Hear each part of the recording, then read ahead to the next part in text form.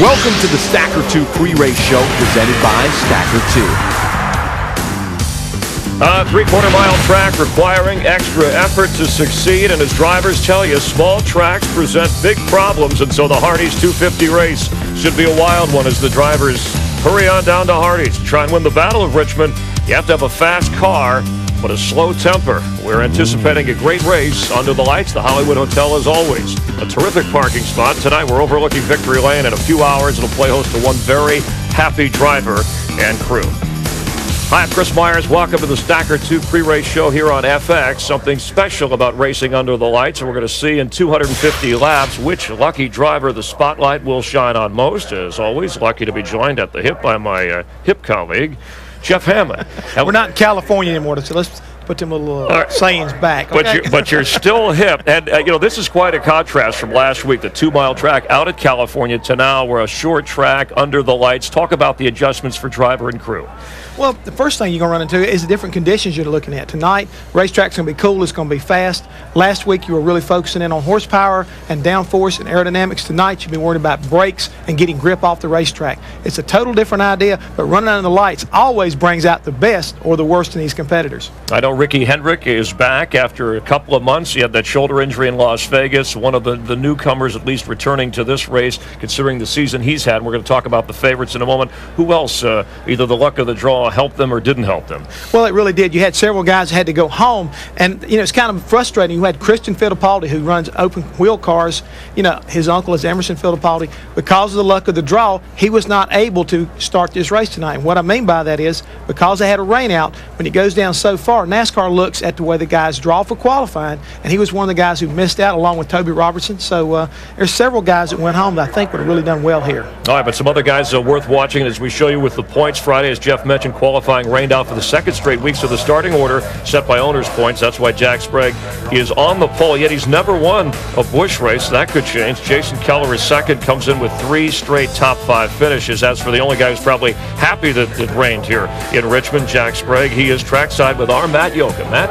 Chris, for the second straight week, Jack Sprague, you've got this qualifying thing figured out, don't you? Just do a big rain dance. That's all we do is do the rain dance. I'll tell you, we don't have our qualifying program quite where it needs to be, but our race program seems to be pretty decent. So guys on the Net Zero Show, they did a great job. I mean, we would have probably ended up in the top 10 anyway. Pole material, probably not. But I got a great race car, and I'm pretty excited. I love this place. We've won races here at night.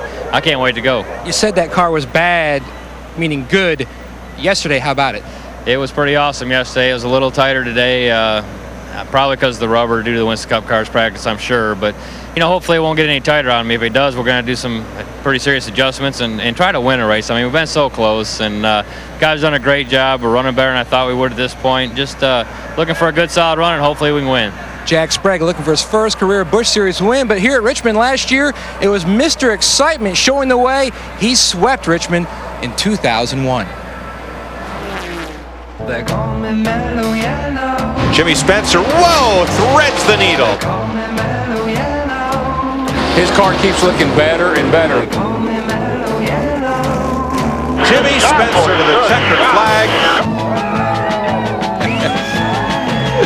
Well, Jimmy Spencer has just come off the racetrack from running the Winston Cup car. He's going to start in the Busch car in a few minutes. Won both of those races last year, but you start deep in the field as a result of qualifying rained out. Start 27th. How will you run your race tonight, Jimmy? Wow. Probably a lot of people listening. I'll be real patient. I have a really good car. Team Yellow. Wait a minute, patient, Jimmy Spencer? Yes, sir. Very patient. I have a car can win this race, and it is really badass up off of turn 2. So, be real patient there and utilize turn 1 and 2 to my advantage. Be very patient. Don't forget, it's 250 laps. We've got to make at least 3 pit stops for sure, too. And the track is real fast. Got a lot of grip to the racetrack. But I still think after you get 25, 35 laps on the tires, that's when the best cars will shine. Okay, good luck tonight, Jimmy. Let's go to the hotel. All right, thanks, Dick and Jimmy. And you're going for his 3rd straight. Wait a minute. No, I wrote that down because on this day in May in 2002, Jimmy Spencer said, I'm going to be patient. I want to make sure I wrote that down. And we know he'll remember because he never forgets. Right. So a patient at Jimmy Spencer. By the way, Kenny Wallace also leading all active drivers here in the Busch Series at Richmond with 3 wins. Real quick, Riggs hasn't won a Busch race, but he has won here before. No, Jack Sprague. That's right. Jack Sprague won a truck race here last September. So he knows how to win here also. So we're going to have a really great race with all these guys being up front who knows how to win, and you got Spencer coming from the back. And we'll talk about Scott Riggs as we continue here, as you get a look at him and some of the other guys getting ready to roll here. Coming up, we'll rub fenders with the new sensation rookie, Scott Riggs, as we're live in Richmond. You're watching the Stacker 2 pre-race show on FX.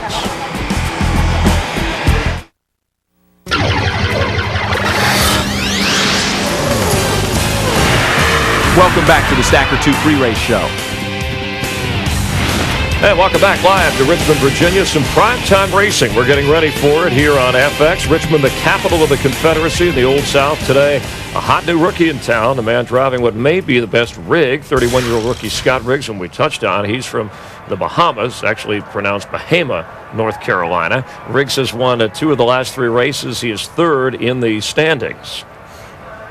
Jeff, let's talk a little bit about Riggs. You spoke with him moments ago, and we could call him the Bahama Mama. If that doesn't really rhyme, what's a good nickname for him? I asked him today, I said, look, man, you're so exciting to watch. I said, can I nickname you something? He said, well, I guess so. What do you want to do? I'm going to call him Ricochet Riggs, and I don't mean that in a derogatory sense because he's always marked most of the time. He's done a great job so far this year, but he's so exciting to watch, and he's so personable at the same time. And tonight, he feels no different. He feels like if he can get behind his teammate, Jason Keller, that they can work their way to the front. He can learn from Jason, the veteran, and be a factor before the night's over with. It's a good combo. Speaking of that, Ricochet Riggs, good nickname. Mr. Excitement is, of course, Jimmy Spencer. And let's take a look. When you see Riggs' name on the same leaderboard, as Jeff just mentioned, Jason Keller, look at Jeff Burton. You realize he's in good company. These are the only guys who've won more than one Busch race this season. Look at the number of races that Riggs has been able to accomplish that in. And I want to point out one thing about this number we're looking at. That is indicative of the fact that he's got a great team behind him. Harold Holly and all that Nesquik team have really supported him and brought him along so fast. That's why they have the results they've already seen so far this year in such a quick time. An exciting, successful rookie, Scott Riggs, and that kind of success is certainly music to his ears. Scott Riggs has been strong all day long. Bring it on home, son. Scott Riggs will win the Pepsi 300.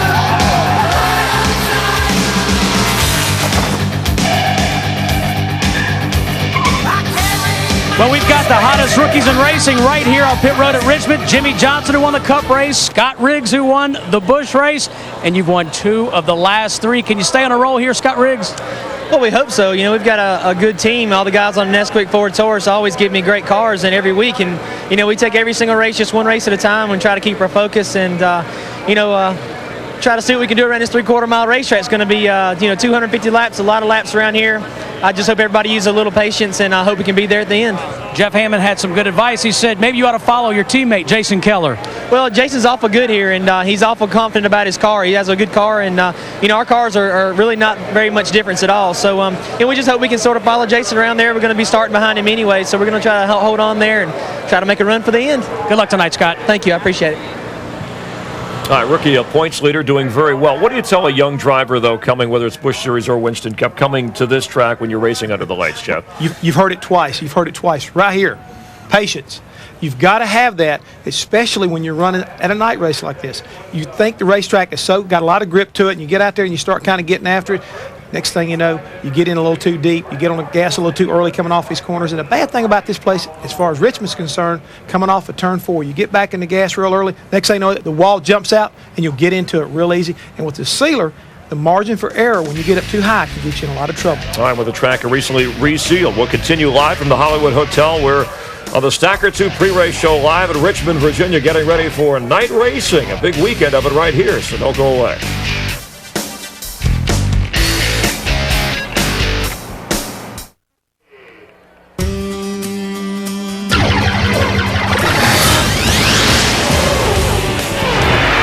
Welcome back to the Stacker 2 pre-race show. People scrambling to get a great seat for the Busch race here in Richmond, Virginia. Welcome back to Busch Series Racing on FX. 250 hard-charging laps from the Richmond International Raceway as we're getting ready. The final Winston Cup practice barely over. One of the drivers to keep an eye on, 2-time winner Matt Kenseth. Of course, Kenseth has had success. The 30-year-old from Madison, Wisconsin, part of the Roush Racing team. third in Winston Cup points, was just 27 points out of first after Martinsville, second in points, and 2 wins this season at Rockingham and Texas, and that's tied for the most so far with Sterling Marlin. We welcome the former Rookie of the Year right off the track. How about it, Matt? Nice to see you again. That track, a little bit of an adventure, and we're being nice about it. Yeah, it's different than it's been here in the past. You know, usually the first time I came up here, I saw this driveway looking sealer on there, and I was scared to death. I was like, gosh, they sealed that track. You know, it looks scary, but, you know, every year it's a really great track to race on. The sealer wears off. The groove keeps moving up, and you can run side by side. And actually, the outside's usually the preferred groove by the middle of the race. But today, it's really different. If you move off the bottom 2 feet, you about crash. So it's been real interesting so far, and hopefully in the bush race, they'll run side by side some and get it broke in a little.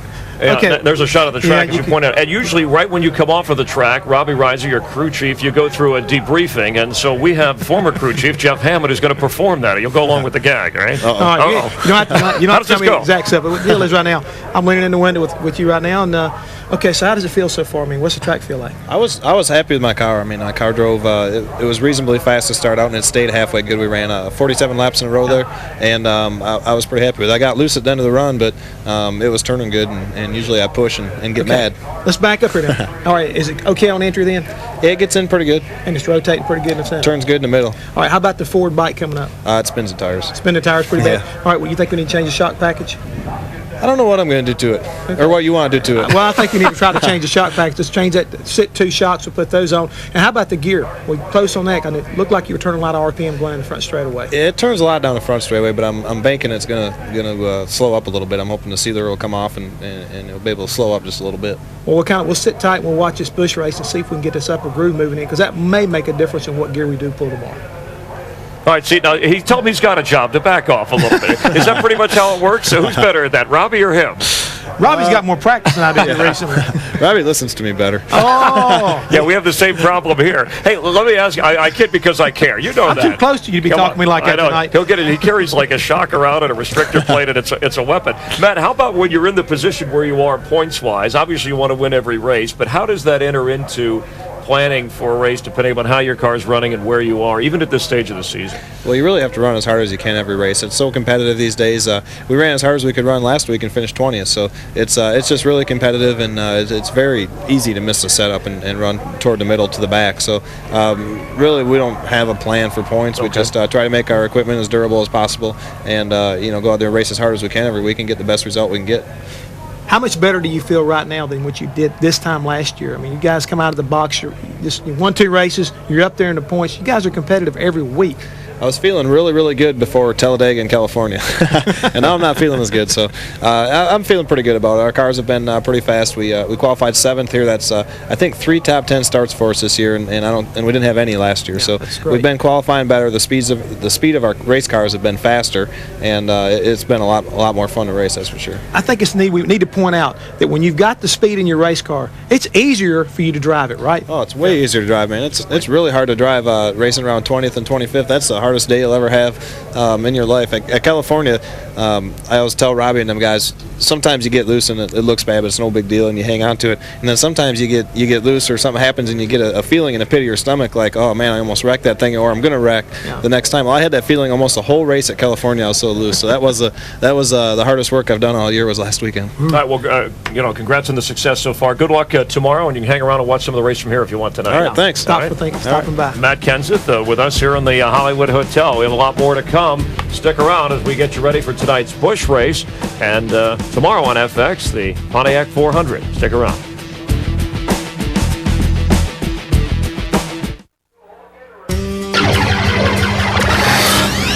The Stacker 2 pre-race show has been presented by Stacker 2.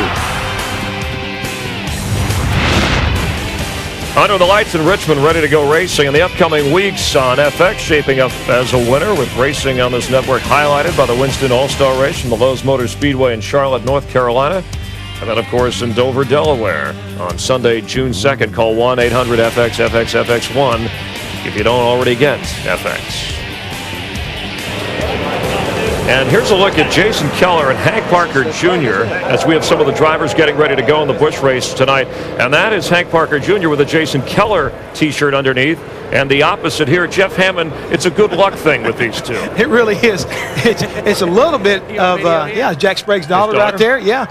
the one thing right there is that actually Keller's just a little bit superstitious, and he has been trying to wear that T-shirt for good luck because he won before with the T-shirt on.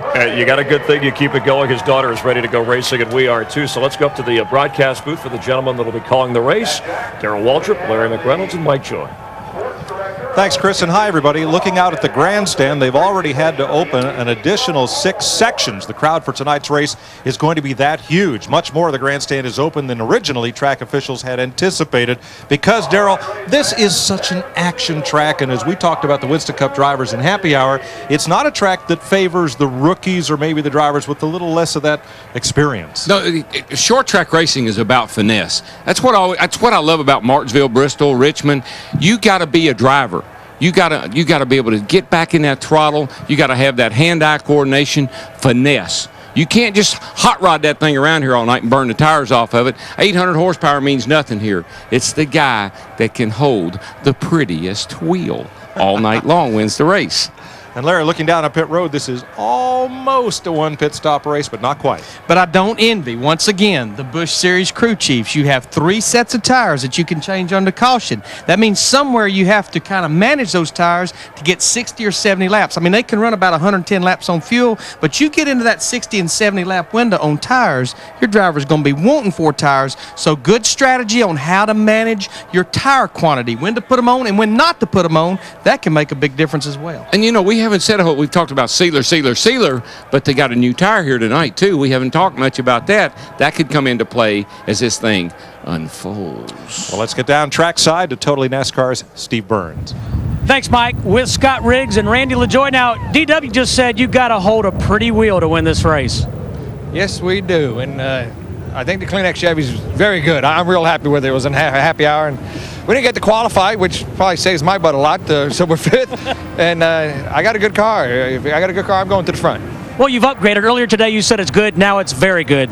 Yeah, and then we happy hour, and then it's very good in happy hour. So I'm really excited. Best of luck, Randy. Thank you. We're walking forward. While we're with Kenny Wallace, he's on his way to his race car, just took the ride around the speedway in the convertible. He's a guy to watch. He's run here 18 times in this division, got 15 top 10s. Only Mark Martin has more than that. 3 wins. He's finished every single one. But that's the past. How's tonight? That's right. That's the past. You know, now's the future. I've always been a guy that, you know, I never worry about the past. And, you know, times have changed. The tires are a lot different. They reseal the track all the time. And I'm just excited to get going, Dick. You know, I mean, the car, I was a little worried about it. The motor was missing at the end of practice. But it's Richmond, and I'm hoping for the best. Okay. Good luck tonight. Thanks. To Matt. Dick, here in Richmond this weekend, Johnny Benson has won 3 of the 5 NASCAR practice sessions, but due to rain, you start all the way back in 43rd. You may need to get some of those wheeling lights to work your way to the front. Oh, we have to. We got to get a set of those, see if we can't get up there. Me and James looked through all the paperwork, couldn't find any one of those that paid. So it never pays? They never pay for practice, but Whelen Chevrolet's good. Valvoline Pontiac's pretty good, so we're looking forward to the whole weekend here at Richmond. Johnny Benson looking for his 4th career Busch Series victory. Chris? All right, thanks. And the 95 Busch Series champion and making his first start since 1999, the Busch Series at Homestead. Jeff Hammond, who else will you be looking for in tonight's race? One of the guys that's been very, very consistent as of late, Stacy Compton, that number 59 car. I believe he will be another factor that's going to work his way up to the front. Got a pretty good starting position tonight, starting in 8th position. I think he'll be good. You heard Darrell talk about always turning here, right? So as a crew chief, pretty wheel, baby, easier? Pretty wheel. You just guide the guy? No, he's got to get up on the wheel here. This is a driver's racetrack. They control that throttle and that steering wheel. They can make the car push, get off the brake, get on the gas. Hey, it's hand and eye coordination night. All right, looks like we have terrific weather for a night of terrific racing, a terrific weekend of racing here in Richmond. Let's get ready to go racing Busch style here on FX. Stick around as we count down to the start. Don't go away.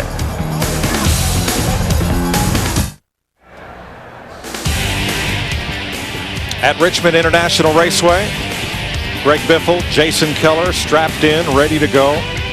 Qualifying rained out. The field set by point standings, which puts Jack Sprague up front next to Jason Keller. We're set to go racing for you with the NASCAR Busch Series on FX. So let's go trackside for tonight's opening ceremony. From Sanston, Virginia. And would you please rise and remove your caps for our invocation? Here's Dr. Mark Beckton of the Grove Avenue Baptist Church. Would you pray with me, please? Father, you tell us in everything to give thanks. Thank you for our free land, the freedom to assemble, the freedom to pray openly. We pray that you will protect the drivers and their families. And Lord Jesus, thank you for your love. In Jesus' name we pray. Amen. And now, ladies and gentlemen, our national anthem presented by XM Satellite Radio. Would you please welcome national recording artist and lead singer of the Richmond-based Fighting Gravity, Shivani McGee. Oh, say, can you see by the dawn's early light what so proudly we hail at the twilight's last gleaming, whose broad stripes and bright stars through the perilous fight o'er the ramparts we watched were so gallantly streaming, and the rocket's red glare, the bombs bursting in air, gave proof through the night that our flag was still there. Oh, say does that star-spangled banner yet wave o'er the land of the free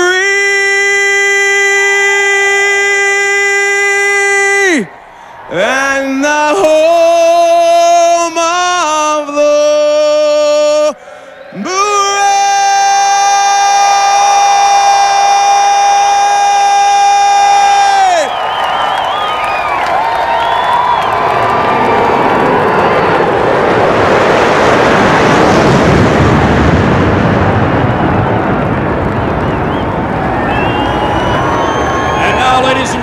with those magic words of motorsports, once again, Mr. Tommy Jackson. Gentlemen, start your engines.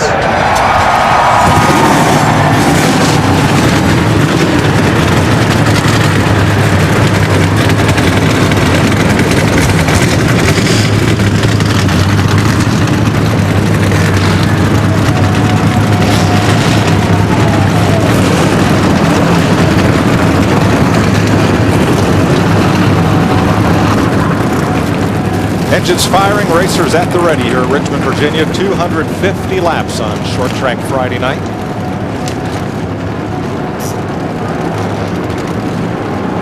Again, qualifying is rained out, so our Castrol starting grid is set by the car owner point standings in the NASCAR Busch Series.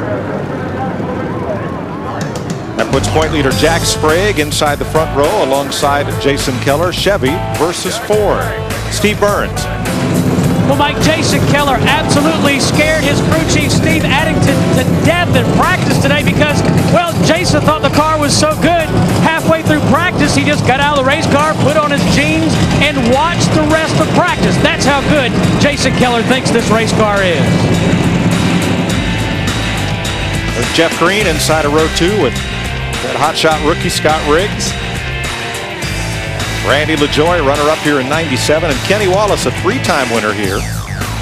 Greg Biffle, twice a runner-up this season, and Stacy Compton, 2nd and 3rd in the last 2 races. Speedway Illustrated's Dick Berggren. Well, Vancouver, Washington's Greg Biffle, driving car number 60 tonight, has had great success here in trucks. In 3 starts, he's got a 3rd, a 2nd, and a win. He's not been so fortunate in Busch Series racing. Last year, he crashed out of both events. Biffle seeks a championship. He'll need patience tonight to win this race. Mike? Thanks, Dick. Mike McLaughlin, Todd Bodine, a couple of modified grabs there. Wimmer, Bobby Hamilton Jr. Let you look back through some of the grid here as we get ready to roll. Jeff Purvis won here in 1996. Sauter brothers in the 8th row. Tony Raines, Larry Foyt there. Little Hank and Kevin Grubb, who tried but just missed qualifying for the Cup race tomorrow night. Shane Meal with Michael Waltrip there. Kerry Earnhardt and Ashton Lewis Jr. makes his 5th start here. And in row 13, rookies Casey Mears and Ricky Hendrick is back. Matt Yoakum.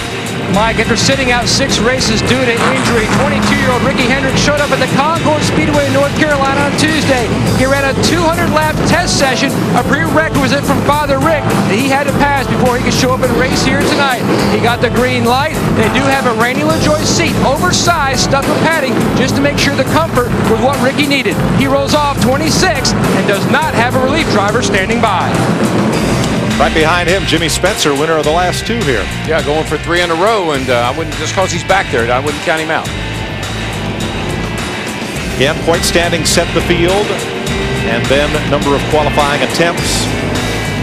Notice Mark Green back in the 38 car here tonight. And he will have to go to the rear of the field because they changed engines after practice this afternoon. Butch Miller, former ASA champion there. Josh Richardson is his dad's his crew chief.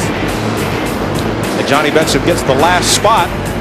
Several drivers had to go home, including Christian Fittipaldi, who was, I understand, one of the top 10 fastest in practice before the rains came. Yeah. Who's against the fence at turn 2? For Pete's sake. The 49 of Troy Klein spun out on one of the pace laps. I tell you what, I've seen that happen here. You come out of the pit, they blew this track off right after the Winston Cup practice. You come out of the pit, you got sticker tires on. You run up on that racetrack, and the track's a little dirty. The car will spin around with you. You can see a lot of the debris. It's still down the inside of the track. Yeah, he damaged that car. He's going to have to come to pit road. They're going to add another pace lap to get him to come to pit road. They had a big field here at Richmond. Ron Young, the all-pro racer. Christian Fittipaldi again. Billy Morris III, Toby Robertson, and Brian Weber were the cars that had to go home. Yeah, Toby Robertson is he runs the Hooters Cup series there a lot. It's T. Wayne Robertson of Winston Cup fame. R.J. Reynolds, that's his father.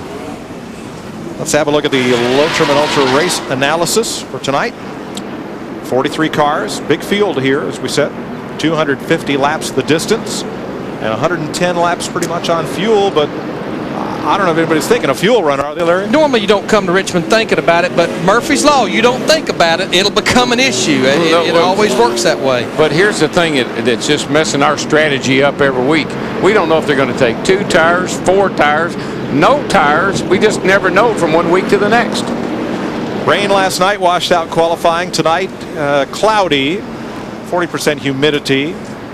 65 degrees and kind of clear skies way off to the west. That 65 degrees, it's going to drop a bunch though by the time the end of this race comes. But you know, Larry, I found that this track, if your car's loose in practice in the daylight, it's loose at night, and if it's pushing, it pushes at night. Just maybe not as bad. Tonight's race analysis brought to you by Lotrom and Ultra. Let's get ready to race here at Richmond. They're going to have to gather up that second group behind the second pace car to check their tack at pit road speed, and now they will catch it up and we'll go 1 to go. Pit road speed is 40 miles an hour, and this is a long pit road.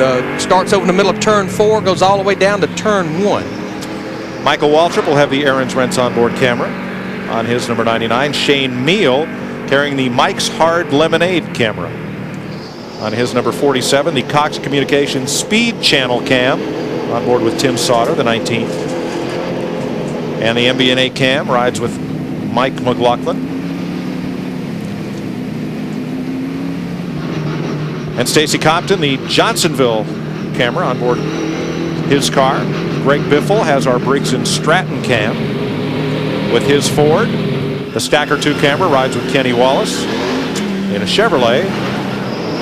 And the Nesquik Bunny cam, the Nesquik cam with Scott Riggs. And the Rockwell Automation camera with Jeff Green starting 3rd. All right, boys, here they come. Coming down. Racing, We're going to go racing here.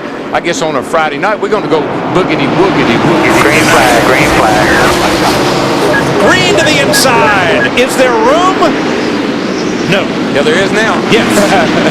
I think this Bragg felt his presence. Got Riggs in the 10 car. He tried to stay right with Jeff Green. He don't want to give the bottom of that racetrack up. Randy LaJoy in the 7 car. Whoa! Riggs gets into him. Randy LaJoy all the way to the bottom. He's going to pick up the lead after doing that. Let's start over, y'all. Oh, no. This is why the place is packed. 3 wide. 6 under a blanket into turn 1. Well, I think what happened there, Riggs realized that he made a mistake. He tried to let Green get the car straightened up and almost caused a big wreck. Jeff Green, Randy LaJoy. Here comes Biffle on the inside. It's about as an impatient start as I've seen in quite some time. Everybody was poking and gouging. That's the kind of start that sells tickets. Yes, it is. It's kind of start to get your heart beating. Whoa, look at LaJoy again. Back down. Oh, hang on, Rest. Hang on to it, Randy. Holy cow. He's running out of racetrack down there. He's going to give up about 3 or 4 positions all the way back to 5th in the middle of 3 and 4. How many laps is this race anyway? Somebody forgot to tell him there was a 0 on in that 25. That's like a heat race. And Jack Sprague, our pole sitter, is back to 12th. And I'm not promoting anything, but just think if this was the Winston, that's what it reminded me of, like a restart on one of the Winstons. Jason Keller, he's going to take the position away from Jeff Green, getting into turn 3. This car has not been run since Phoenix of 2000, was a backup car all last year. McLaughlin with LaJoy straight ahead and Biffle. McLaughlin right now 6th. I think Riggs is going to be a little bit more, give Green a little bit more time here. Yeah, here we go. He says, you go on, buddy. He did the same thing, though. He just took the position away and outbraked Green, getting into turn 3, moves into 2nd. Well, he was definitely fast. He was fast from the get-go, but that little bump and run almost cost him there on the start. I think the most famous words in racing are going to become tickets for next year's race are on sale now. You looked at 2 cars out front. Jason Keller, Scott Riggs, teammates. They have won the last 3 Busch races and 4 out of 9 races this year. Very dominant. Yates Motors horsepower under those hoods. And even though this is not a high horsepower track, not necessarily, good throttle response and good torque accelerating up out of these corners is what makes you go fast here. 12th place race. You see where Sprague has drifted back. There's Kenny Wallace on the outside trying to hold off Scott Wimmer. To no avail. And there's Sprague still stuck on the outside. I don't think he's drifting back necessarily. You know, he got kind of hung up in that skirmish at the start, and he was the big loser. Still there. Looking out of Kenny Wallace, the 48 car, same position as Jack Sprague. Caught on the outside. He's going to get in the bottom right there, getting into turn 3 and 4. Wallace got in line. Sprague couldn't. Here comes Jeff Purvis past him. But you can get freight trained here just like Jack Sprague is. I mean, you get caught out of line and tight cars are all bunched up here, and you can go backwards in a hurry or get wrecked. Looking out of Stacy Compton there, the 59 car. What a difference. Steve Plattenberger coming back to this team at the beginning of the year as crew chief, had moved over to Mike McLaughlin building shocks. We got a spin. Mike Harmon, the 44 off turn 2. No caution though. He's going to get his car back going. He just spun her around and kept right on going. And that was actually Mark Green. Mark Green in the 38 car, yeah. Jason Keller has it his own way. 3/4 of a second up on his teammate, Scott Riggs. Darrell, you and Neil Bonnet put a lot of laps on this racetrack in the 11 and 12 Junior Johnson cars. Was it easier having a teammate just in front or behind? Well, it gave you some comfort. And not only that, you could communicate. I mean, you could tell his spotter to tell your spotter, or his crew to tell your crew. There was a lot of cooperation there, which made it a lot easier when you're running out front like this. Jimmy Spencer in that 1 car won both these races last year. He's picking about 2 cars a lap off right now. Started back in about the 23rd or 24th position. And just to follow up a little bit, if it's somebody else, not a teammate or a friend necessarily, they're not going to tell your Sprague! Yep, Sprague turn 2. Pow! The wall. Caution is out. Hold it up there. Hold it up there. Oh. Caution down. Spin it 2. Be clear when you get there. Just look for liquid coming out. Just look for liquid. You know, Sprague was just in trouble from the get-go. He's been backing up, hung up on the outside. That was inevitable. And that's our point leader coming into this race. Any one of 5 drivers could leave here with the point lead tonight. Car's got quite a bit of damage on it. There goes, ooh, man, somebody just ran over one of his little bars, Nerf bars out from under the rear bumper there. Did Kevin Grubb make contact? Yeah, he's down on the apron. What happened was he got down on the apron, Grubb did, slid up into Sprague. I don't know that he hit him, but he forced him up. And that apron's a little different transition than the racetrack. You get down there too far, it'll shoot you back up the racetrack. Got to believe he probably nerfed him. We've run 12 laps. Why does it feel like 50? I don't know, I'm out of breath. I'm glad we got a caution. Let's settle down here now. Let's take a deep breath, settle down, and we got a long way to go. This must be the woogity part. That's right. Maybe I shouldn't have used those words tonight. Boogie, woogie, woogie must not be too good. First caution of the night, Jack Sprague, the point leader and pole sitter, has crashed at turn 2.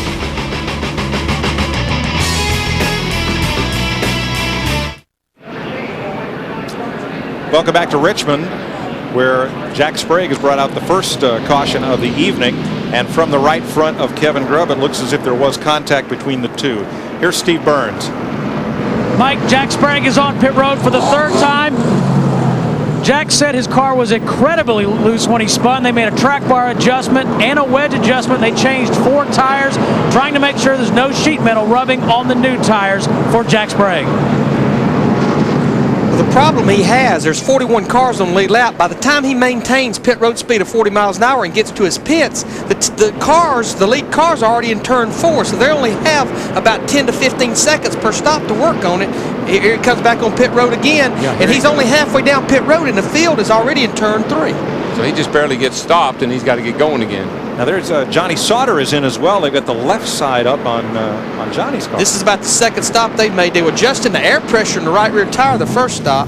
Probably that's what they're doing, adjusting a lot of things. Maybe taking some spring rubbers out or something. A couple big bandages on Jack Sprague's car to try to get him through the remaining 233 laps here at Richmond.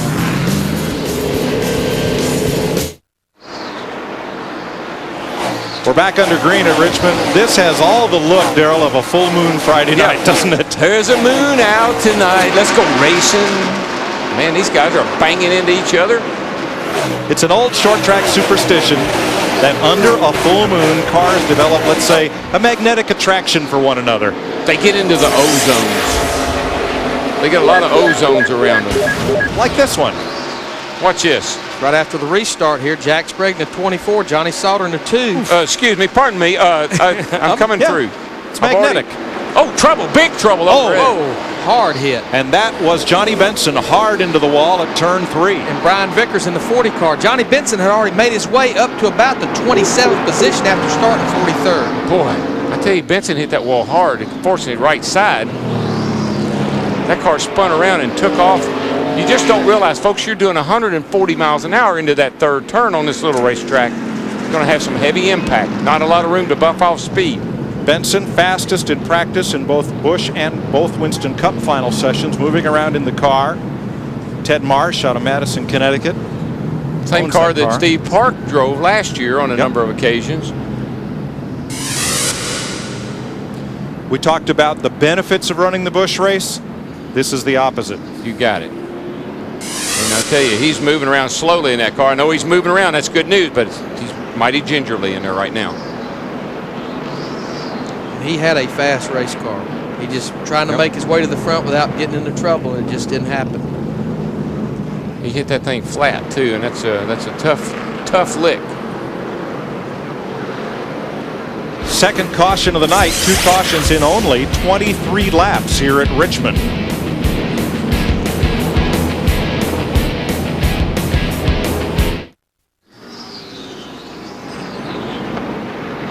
Johnny Benson took his time climbing out of the Ted Marsh-owned Wayland Chevy, but looks like Johnny is okay. Well, I tell you, he's had his bell rung though. He's just kind of taking his time, and you know, he's not jumping up and down by any means. No. That was a hard hit, Darrell. It really was, and I tell you, it could do a number of things.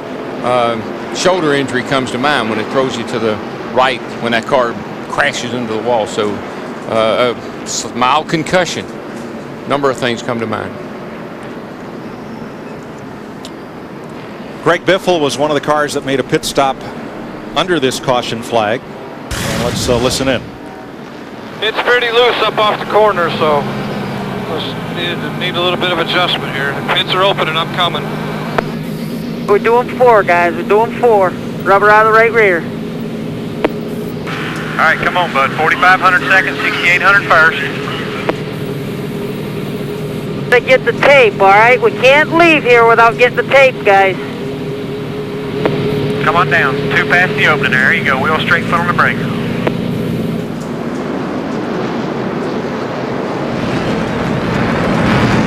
The tape is what they're talking about, Larry. I think they got too much tape on the grill, and the car's a little bit hot. The rubber, we talked about adjustability. They got to get that rubber out of the right rear. The car's loose. They'll make an air pressure adjustment. Try to get him tightened up. Matt, what are they saying down there? Well, DW, the reason they had to pull 2 pieces of tape off the grill on the start, he got a little bunched up and he knocked the grill in, which the water temperature started going up past 235. Goss, you made a lot of adjustments on that race car.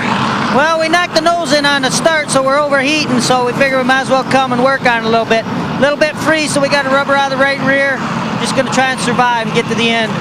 He certainly has to survive. They're looking at points too. Jack Sprague took a big hit here tonight. They're hoping to capitalize.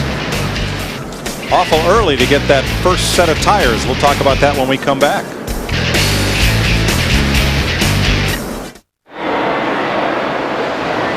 Green, green, green at Richmond. Go, go, go. Mike McLaughlin goes right after Randy LaJoy for 4th place on the restart. It's a big power move. Got a good start there. Got a run on Randy. Had to let him go. Now you see what happens to Randy. Gets shoved up out of line, and buddy, you can get in trouble like that. I hear that train whistle. Bobby Hamilton Jr. in 25, Scott Wimmer in 23. They're trying to keep Randy kicked to the high side. Just keep freight training him. You know, Larry, I keep waiting for that 25 car there to have a good weekend. That car's been fast. Of course, he ran well at Nashville a few weeks ago, but that car's been fast. Old Fred's doing a good job on that car. I think they will be in victory lane very soon. Bobby Hamilton Jr. and Fred Wonky, they got a good combination going there. The Marines, a few good men. From Stacy Compton, contact between old running mates Todd Bodine and Randy LaJoy. There's another guy that's going to find his way in victory circle before too long. Stacy Compton in that 59 car. You know, Darrell, this is a wide racetrack, and you can do side by side, but the exit of these corners gets pretty tight for two by two beside each other. Well, you can gas it up so early back in the middle of the corner, but that gives you incredible exit speed, and the car wants to wash all the way out next to the retaining wall. Somebody's there, got to let them go. I mean, in 3 laps, Randy LaJoy has went from 3rd to almost working back toward 13th now in 3 or 4 laps. Well, you know what he's saying? He's telling his spotter, find me a hole, find me a hole, find me somewhere where I can get in line. And the spotter will give him a car number that he can get behind. Brad Teague made 33 laps tonight before coasting into the garage. And follow up a little bit on Greg Biffle. The reason that on a short track like this, I never wanted any tape on my grill, because I knew I was going to bump into somebody. And trouble. Whoop. 2 cars, Christian Elder, turn 2. That's Mark Green, actually. You're right. Yeah, 38 car. Elder usually drives that car. Oof. That is Josh Richardson. And he is, I could make a joke with Smuckers there, but it wouldn't be kind because the back end of that car is gone. No, and to follow up what I said about his dad, he's the crew chief on the 66 car, and he is one of the, he's Brett Bodine's nephew. And I'm sure that 11 car probably came out of Brett's stable. Does that say Uncrushables in the back? I believe it does. False advertising. Oh, Uncrustables. Okay, that's okay. We've run 37 laps, but 16 of those laps have been cautioned. Most of the leaders are staying out on the racetrack, still feeling that it's way too early to change one of those 3 sets of tires. We do need to document, along with Greg Biffle, that Hank Parker Jr., Johnny Sauter, and Ashton Lewis Jr. did pit on that last caution. They all got 4 fresh tires with some adjustments. And the reason you'll see a lot of accidents in the first turn is, down at 1 and 2, is the way you enter the first turn.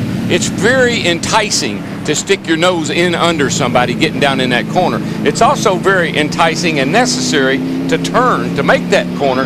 That's where 2, shall we say, people or whatever collide.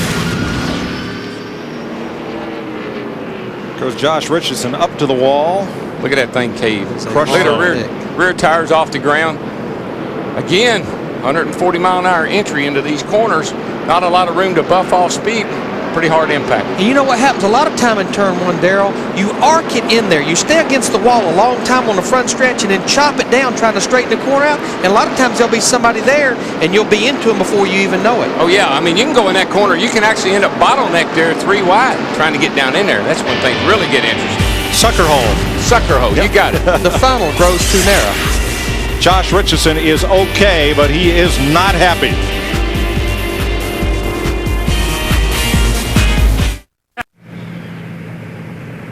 Keller and Riggs continue to lead under caution. You've heard the name Larry Hicks a lot in the last 2 weeks. That's the man that pulled Jack Roush from that air crash in Alabama. Time to meet the man who we feel is a real hero, Steve Burns. Boy, Mike, it is an honor to meet retired Sergeant Major Larry Hicks. First of all, on behalf of everybody, thank you for saving Jack Roush's life, and tell us about your experience here at the racetrack. I'll tell you, it's been awesome. It's like I told everybody before, I've never been to a NASCAR race ever. So my wife and I both were kind of in awe of all this. It's really exciting. It's nice to be here. Everybody's been so nice about it. Now, Larry, a lot of people have described you as a hero, and you don't want any part of that, but we think you are. No, sir, I don't feel comfortable with that. That's just something that I think, like I've said before, I think any Marine would do. Have you had a chance to talk to Jack Roush personally? Yes. I spent the day with him Sunday in the hospital, and very emotional, very gracious man. Very impressed by him and his whole family. It's been really nice. Well, sir, thank you once again for saving Jack Roush's life, and thank you for defending our company's freedom as a United States Marine. Thank you, sir. I appreciate you having us. The short story is that Roush was flying an experimental airplane, flew it into a power line, crashed in a pond, landed upside down in 8 feet of water. Hicks was at his home, jumped in his boat, rowed out into the pond, and on his third dive, pulled Jack Roush to the surface, administered CPR, saved his life. Yeah, he said 6 months ago he couldn't have done that because he was on chemo. He's battling cancer himself, and 6 months ago he wouldn't have been strong enough to have dove in the water and pulled somebody out. So Jack Roush has somebody watching after him. The Lord has something else planned for Jack Roush. We're glad Larry Hicks is here overlooking the Roush operation, including Greg Biffle in this race tonight. 1 lap to go when they come back to the line. The PPC Fords of Jason Keller and Scott Riggs leading Jeff Green's Chevy, Bobby Hamilton Jr.'s Ford, and the Pontiacs of Scott Wimmer and his teammate Mike McLaughlin. And the only safe place to be right now so far in this race is where those two cars, 57 and 10, are. That's out front, away from all this action.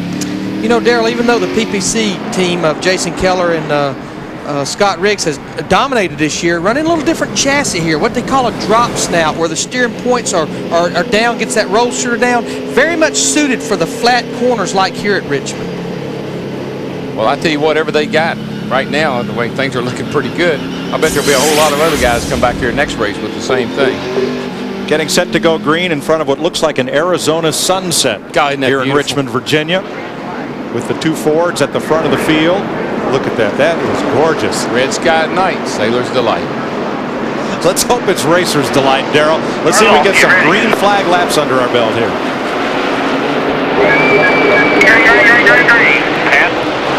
You see, we run more caution laps than we have green flag laps. That's the reason these leaders are staying out front where it's nice and safe. You got that right. And of course, green, green, green, and your spotter says all passing to the right. Don't dive down under somebody before you get to that start-finish line on the left side, or you'll be black flagged. And look who's made his way into the top 10 from 27 starting position, Jimmy Spencer. In that 1 car. Look at Bobby Hamilton Jr., though, in that 25 car. He's battling up there for that 3rd position right now. I tell you, last week, if Spencer hadn't had an engine failure, he'd have been a factor in that race because he was coming. Jeff Green kicked to the high side, and here come the Marines. In honor of Larry Hicks. Well, sure. Boy, that 21 car got kind of shoved up to the outside, and now he's in trouble. We've been seeing that all night long. 1 car gets under you, it brings about 3 or 4 with you. And about all you can do is try to, it's kind of like playing chicken getting down in that first turn. You can't cut down, but you kind of ease down, hoping that guy doesn't nerf you. Now there's Compton inside of Jeff Green. After him, it's McMurray, and then Spencer and Todd Bodine. You can just get back in the throttle so much quicker when you're down on the inside. Got the preferred line. Shove that guy on the outside up just a little bit, and he can't go. Take that spot away. Now, as the night goes on, that outside groove will get better and better and better. But it's going to take a while. Now, Johnny Benson, we saw, was a little slow climbing from his car, his Ted Marr Chevy there at turn 3. Here's Dick Bergeron with more. Well, he walked into the care center, Mike, but they put him in the back of the ambulance. Ed Green from the Speedway will give us a statement. How's Johnny doing? He's doing okay. He's been taken by ground transportation to Memorial Regional Medical Center here in Richmond. He has some bruised ribs, possible concussion.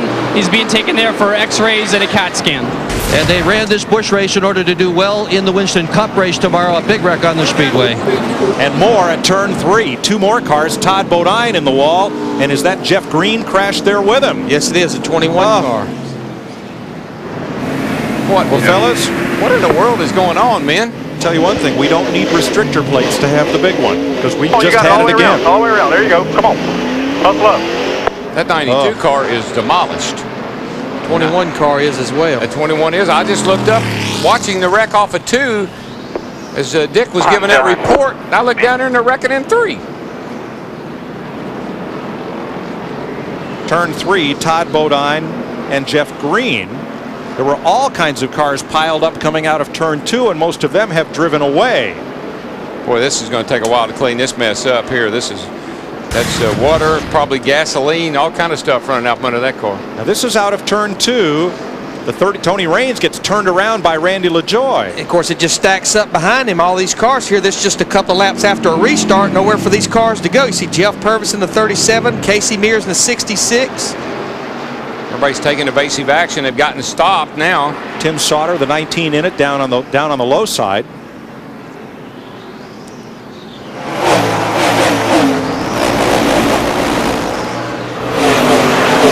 Something happened to Raines, and LaJoie was on the gas. You know, it looked like water was coming out of Tony Raines' overflow. Yeah, Raines had water shooting up out of the overflow there in front, right in front of the windshield, as if there was something maybe wrong with that engine. And Jeff Green has walked over to the aid of Todd Bodine. And there's Green, having checked on Todd, taking off his Hutchins device and walking away okay. And again, he hoped to learn something tonight that would help him in the Winston Cup race, but all he's going to learn is you're going to have to be careful if you get back.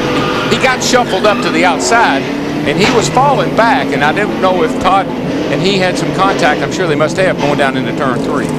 Well, let's see it from Jeff Green, back straightaway. Now this is out front of the wreck with Tony Raines and Randy LaJoie. Oh man! Somebody just looks like got in the back of him right there. Oh, that's a hard lick on left side, and I thought Todd was underneath of him, and looked like they made contact way early before they got to the corner. Todd has climbed from his car. He is okay. Hey, see the 33 car back here? See all that smoke and stuff flying out of it? Something happened to that car. Yeah, you can see the water coming out the overflow right there. See it right there under the right side of the windshield?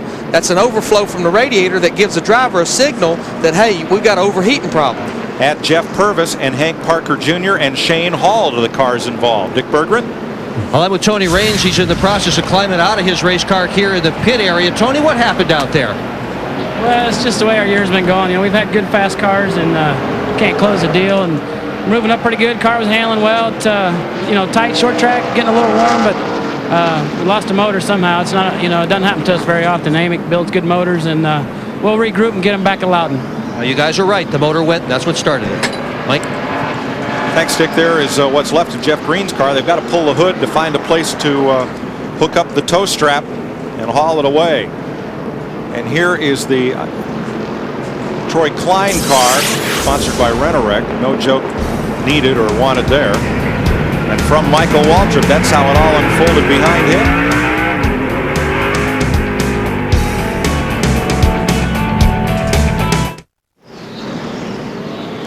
57 laps complete. Here's a list of the cars involved in 2 separate crashes, the 21 and 92 at turn 3. After the accident at turn 2, there's a lot of cleanup to be done between turns 3 and 4 from fluid put down by Todd Bodine's car and Jeff Green's. We'll try to dry that up and get it swept off so we can go back to green. We have already had 250 laps worth of action at 50 laps. It's incredible. These guys are just driving like there's no tomorrow. Running over each other, and things happening to the cars. This one, Darrell, do you think from Randy LaJoie's point of view, hard to avoid? Oh, yeah. No, the 33 blew up. I mean, he said he did, and that's what caused this one. But then down there in turn... there's the other wreck right there. There they go. Yeah, Todd Bodine had the position on Jeff Green getting into turn 3. We talked about it earlier. You sweep it down in these corners, and he just cut down there, and Todd Bodine was there. Yeah, if you back it up and look at the top of your screen, well, we need to look from back, looking down the racetrack. Here's a little different angle on it. And when Raines gets sideways, the track's pretty well blocked up for everybody else. Yeah, well, the 37 cars turn sideways there. Everybody does a great job, actually, of weeding their way through there. Now, folks, where we want you to look is right up here on this next replay, up toward the top of your screen. We see Jeff Green in a 21 right there. He's already up high coming off turn 2. Now, as the camera swings, watch the upper left of your screen. Yeah, watch down here because the 21 and the 92 are headed down the back. Here's the 92 right over here. He's got position on the 21. 21 starts down.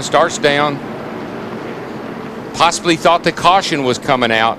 Saw some sparks come out from under. Saw some sparks come out from under the 92 as if to get on the brakes real hard. But he'd already made contact, and around they went. And in Todd's defense, he was already starting to move down. He saw Jeff Green coming down off the wall. Well, Jeff Green, who would hope to learn a lot that would help him tomorrow night, is out of this race. Let's go trackside. You okay? Yeah, I'm good. What's going on tonight with all these wrecks? Racetrack's junk. You know, I got up on the outside there. This car wouldn't go for the 4 or 5 laps because what gets on the Goodyears on those cautions, and got turned around by Bodine there. He said he lost his brakes or something like that. He must lose his brakes a lot. But anyway, our car was good. You know, we just kind of riding. They hung me out there, and on the outside you can't do anything. I don't know why they don't leave the track the same. I mean, it's good every year until now, and the track cost us a race car tonight. All right, better luck tomorrow night in the Winston Cup race. Jeff Green, he's okay. Todd? Yeah. Shane Hall's car being pushed away. And now look at the impact that Jeff Green took. Boy, that's hard and fast. Oh, boy, both cars just piling into each other. Now, Shane Meal may have been involved in what turned the 19 of Tim Sauter around. Here we'll see it. Yeah, well, he sees, you know, it's a chain reaction. The guys that see the wreck first slow down. The guys that are coming along later, they don't see it in time, and they get into the back of somebody. Now, Kenny Wallace somehow sneaks right through there. Right place, right time. Clear all around now. Let it come to you. Nice and smooth, baby. Stack it up. Clear high. Good job, baby. Keep digging. Good job, Herman. Come on to the front. Caution's out. You got a big turn up in turn 3. He pretty much did the same thing at Talladega. That's the reason he's 5th in the points. He's getting through these big ones without a problem. Back down to the garage, Dick Berggren. Well, Todd Bodine's walked out of the medical center. He's okay. We've heard Green's side of the story. What happened? Well, Jeff probably pretty much got it right. I got into him. You know, I hate it for my crew especially, but RCR, Richard Childress, that's 2 weeks in a row I got into one of their cars. One intentional either time. This week I got in. Jeff was trying to get in line. I was trying to let him in line. I got on the brakes a little hard, and the back end started coming around, and you know, you can't turn the steering wheel, and I ended up getting into Jeff. You know, it's a shame. Tore up 2 good race cars, and you know, one intentional. I was just trying to ride. I was trying to let Jeff in line. I mean, the outside groove is just treacherous right now, and I was just trying to ride around and got in trouble anyway. We're glad you're okay. Let's go to the hotel. Okay, thank you very much. As we're under the 4th caution, by the way, the record of cautions has happened twice for this race. A Busch race here in Richmond, 11. We've had a lot in a hurry. So you're going to look at where we are talking to you from and a great view of the track, Jeff Hammond. How about it? Jeff Green said that the track is junk. We heard Matt Kenseth on our Stacker 2 pre-race show saying when he came up here after Winston Cup qualifying and the happy hour that it really is difficult out there. Try to explain for our listeners what the drivers are going through. What's really happening right here, Chris, is a situation where as they run and they start to work that bottom groove in, it kind of like it's graining up. And it's little hard marbles are coming up with this type of sealer for some reason this time, and it's getting up just outside the bottom groove. And whenever you get up in that middle groove or the second groove, that's white stuff right there on the racetrack, you can see right there at the top, it's creating problems because it's getting on their tires. The cars, they can't get any kind of grip. Next thing you know, you're in trouble on the high side, just like Jeff Green found himself. And when he tried to work back down, Bodine got into him and around he went. Why was this track? You heard Jeff mention, hey, it was fine before. Why did they reseal this track? They were trying to make it better, to try to make it more exciting, and it's backfired on, unfortunately. The thing we keep going back to, patience. All these wrecks so far have been started because somebody got too aggressive too soon. Only 3 champions started tonight. 2 have been sidelined. Jeff Green, Johnny Benson, Randy LaJoie, the only former champion left. And let's go back upstairs to Larry, Mike, and Darrell. Now, Todd Bodine and Jeff Green were racing for position. Caution light not yet on when they had their collision at turn 3 as things were unfolding in turn 2. So still the same lineup pretty much up front, but now it's 3 Fords with Bobby Hamilton Jr. having moved to 3rd behind Jason Keller and Scott Riggs. If you joined us late, Jack Sprague crashed early. He's back out on track and still on the lead lap, but the point leader is way back. As that sealer balls up and rolls up to the outside of the racetrack, when you get that on these hot tires, you have no control of the car. And there's the tail of the tape, 27 green laps, 38 caution. Green flag. We're back under green. That 19 car is a pretty good car. He was running up here in the top 15, but he got involved in that wreck back there and lost a lap.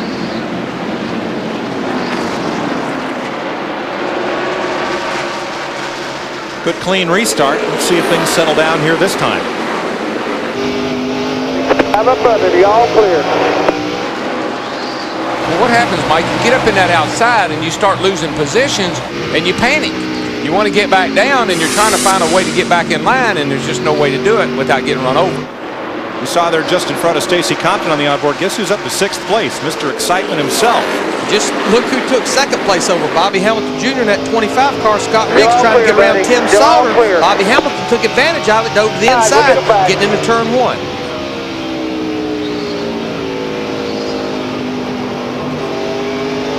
Tell you, Scott Wimmer in that 4th position right now, that 23 car right there behind Scott Riggs in the 10. He's got a good hot rod tonight. He really does, and actually looks better than Riggs does because his car looks like it's handling a little bit better right now. He's able to get back to the throttle. Don't look back, though. When they start getting, side by side and running off in that first turn, there can be trouble. This is a battle for 8 right with here. a 54, you'll be fine. You've got to try to get 2 of your wheels, your left side tires, down in that bottom groove when you're running beside somebody in that close racing side by side. They make contact, and out of here you go. And right here, Jamie McMurray, the 27, he's kicked to the high side. He was running at about the 8th position. We'll see where he ends up by the time he finally gets back down to the bottom. Cut down in front of Shane Meal. I mean, that's all you can do, and hope the guy doesn't run over you. I like that view from Shane Meals, number 47. It looked like a brake duct cam. There it is. On the front bumper. It's a brave place to put a camera. I'll be anxious to see if that camera's still there at lap 250. What's the deductible on that camera? Let's go to Matt. Mike, under that caution, Jason Keller, the leader in the 57 car, had a short debriefing with his crew chief, Steve Addington. He says the car is responding well. It has good forward bite up off the corner, but the car is a little too free at entry. He says, I can't get aggressive with it. And if he can't get aggressive with it, wait till they make some changes on their first pit stop, which they aren't sure yet because we keep getting so many caution flags. It keeps changing their strategy to Steve Burns. Matt, it's the same situation for Scott Riggs in the number 10 car. Crew Chief Harold Holly just telling Riggs, you've only got about 30 green flag laps on those tires, so just take it easy. Riggs is saying the car is awfully loose. That's the condition on the 10 car of Scott Riggs. Jimmy Spencer battling Riggs for 4th. Remember, Spencer started back in 27th position. This is a brand new race car. These guys have been side by side for about 2 laps. Spencer's about the only car I've seen being able to make a pass on the high side. Well, that's how come he won 2 races here last year. He could pass anywhere he needed to. He's doing it again tonight. See that 26 down on the apron. He slides up into the 47, make a little contact, but both drivers remain under control. Shane Meal, Lyndon Amick. We saw Dan Pardis off the pace, the 32 car, as it's heating up for the lead now. Bobby Hamilton Jr. going after Jason Keller. I mean, Mike, you can't just hold your hand up and say, I'd like to get in line right here. Yeah. I mean, it don't work that way. It can, but it doesn't help. It don't do any good. You know, I don't envy the problem that Jason Keller and his crew chief has with that 57 car. You're so reluctant. If you try to tighten it up getting in, you may hurt the exit. That's where you beat people normally at Richmond, is from the center off. One of the biggest problems you have here is loose into turn one particularly. You're on the brakes a little bit, and you can usually tell the cars that are handling good. If they got those brake rotors glowing, that means that car's not handling good, and he's having to slow the car down to get into the turn. I saw the 57 right front rotor was glowing red there a few minutes ago. He's backed off now to cool that down. And I think he finally realized Bobby Hamilton Jr. had a much faster race car. No sense in pushing the envelope this hard at lap 75. What you try to do to get the cars to turn through the center and be good off, you get them too loose getting in, and that's what you fight here all night long, is trying to get a balance between driving in good and being able to put the power down and accelerate off. It's the first time that Bobby Hamilton Jr. has ever led at Richmond. He's still looking for his first top 10 finish here, and it's the third race he has led this season. You know, both those 57 and 10 both are what we call low snout cars, and quite honestly, they qualify good, but I wouldn't have thought that they would race very well here. That's a very aggressive front end, what it is, and it really makes the front tires dig, but that could hurt you later on in the race here. 77 of 250 laps complete in the Hardee's 250 at Richmond International Raceway. Bobby Hamilton Jr. out front.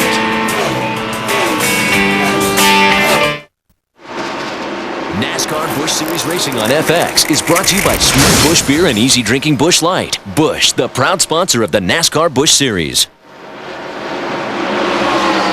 Nice night for the races at Richmond. Going to get a little cool here as we get on into evening, but the action's been hot on the racetrack. Shane Meal is pitting. He's told his crew he believes he has a tire going down, so he's making a stop under green. There's that Mike's Hard Lemonade can from the front valence. Start left, see us right here. Come on, come on, come on.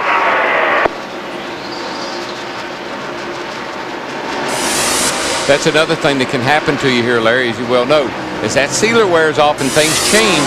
Sometimes you wonder if you don't have it. You think you've got a flat tire because your car changes so dramatically. It's going to get looser as this sealer wears off, and it'll make you think, yeah, that you maybe got a flat right rear tire. Yeah, and especially if you get a little get up out of the groove and get a little of that sealer that's balled up out of the groove on your tires, you really got your hands full then. Among the expected contenders, there's Hamilton Jr. leading, Keller second, Wimmer third. Spencer has now climbed the board to fourth. Scott Riggs is fifth. There's Spencer up to fourth and challenging Scott Wimmer for third. I think a car that's running really good, Larry, is Kevin Grubb as he moves up alongside of Stacy Compton, and Grubb finished third here in this race last year. And this kind of racetrack he always runs well at. You kind of expected it.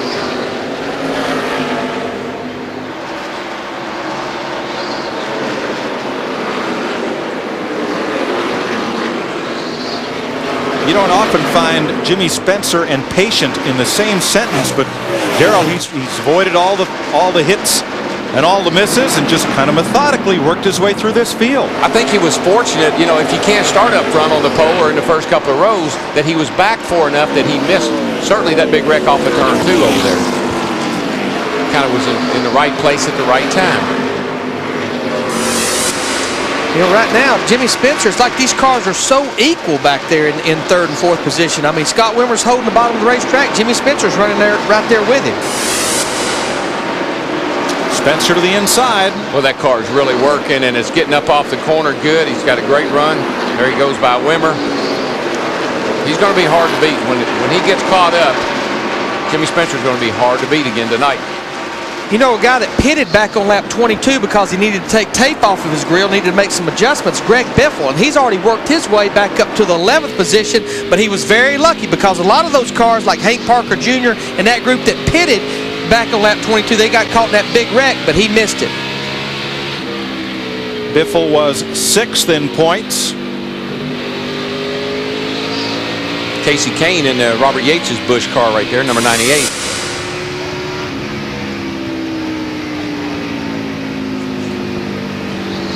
Biffle challenging Mike McLaughlin. This is a battle for 10th right here. Looking out the back of Mike McLaughlin's car, the 18 car.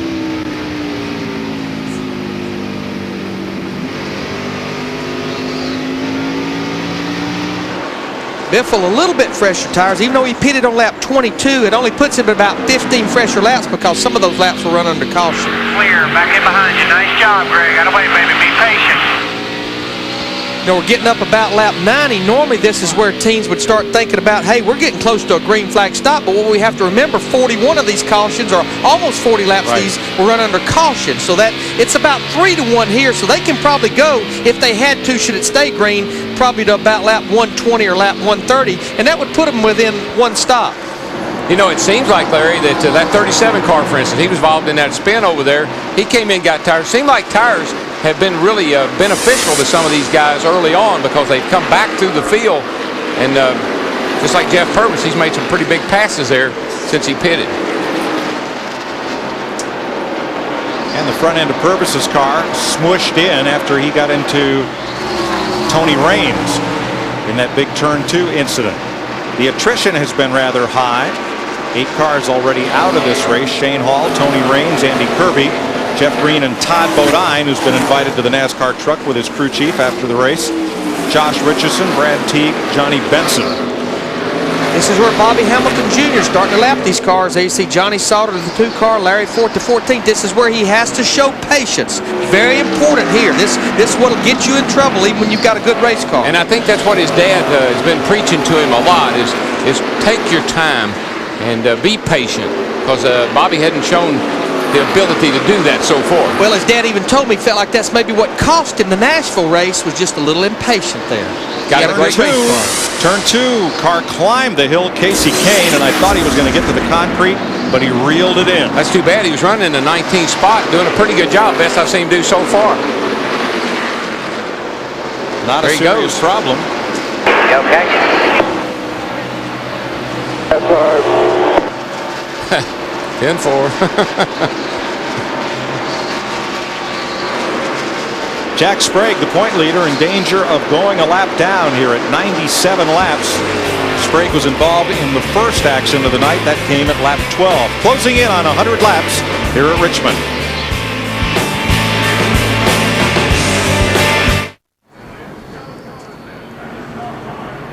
Kerry Earnhardt has brought out the 5th caution here at lap 102. Spun getting into turn 1 and pounded the wall at turn 2. Leaders making pit stops. Yes, Bradshaw, that is your car. And it is hurt. Jimmy Spencer's got trouble on pit road. They had a good pit stop, but now he's backing back up into his pit box. I don't know what in the world's going on. He's got all kinds of problems. Still on the lead lap here. It looks as though the car is down on the right rear over here, or down on the... Something is... The right rear, yeah. Dick Bergman? Well, this is something I've never seen in all the years I've been at auto racing. This car has dropped to the back end, and he has broken the rear end, he thinks, in half. Jimmy Spencer, a shot to win the race. The rear end of the car has come apart. Look at how the car's just laying on the ground. I mean, when he started to drive away, I said, it looks like the car's too low. Yeah, I mean, it's broke something. And you can see some fluid right here that's apparently it's broken the rear end housing in two. Well, that was the best car here. I mean, this was a routine 4-tire stop. Let's watch when the jack drops. Right there, right there. You can see the rear end broke. See the wheel there wobbling, the right rear, just like the rear end housing broken too. Oh, no. Uh-oh, somebody's holding up a part. Yeah. There's the telltale sign piece right there. Wow, that's a shame. He had a good race car. Well, we're going to be under caution a little because they're going to have to tow that car away. Jimmy's out of it. Dick? Jimmy Spencer, what on earth happened to the back end of that race car? I don't know. Something broke in the rear end. The U-bolts or something broke the housing. I mean, I never seen it in my life, you know. That thing was awesome. Yeah, it was. I mean, I can't believe you can smile. You had the best race car here. Oh, there's no question in my mind. I had this race won. I could run 21 80s and 70s. Ain't nobody else could run that fast. But you can't win a race when you're sitting in there, Dick. You know, I just feel bad for all the guys on the team, all the yellow people. We've been at a really tough year with yellow this year. Had a lot of things happen to us running in the top 5. Again, part of it. He's a racer, Mike. Snake bit. Daryl, that's the way it goes right there. I mean, there's nights that the car was awesome. Now let's look at the replay right here. Kerry Earnhardt, it just in the 12 car. He is over here, and he just just got loose with him right there in the middle of the corner. Easy to do getting into turn one here. You drive in there on the outside, get a little high, get a little stuff on your tires, round you go. Who are you going to tell Bradshaw to call? He needs to call 911.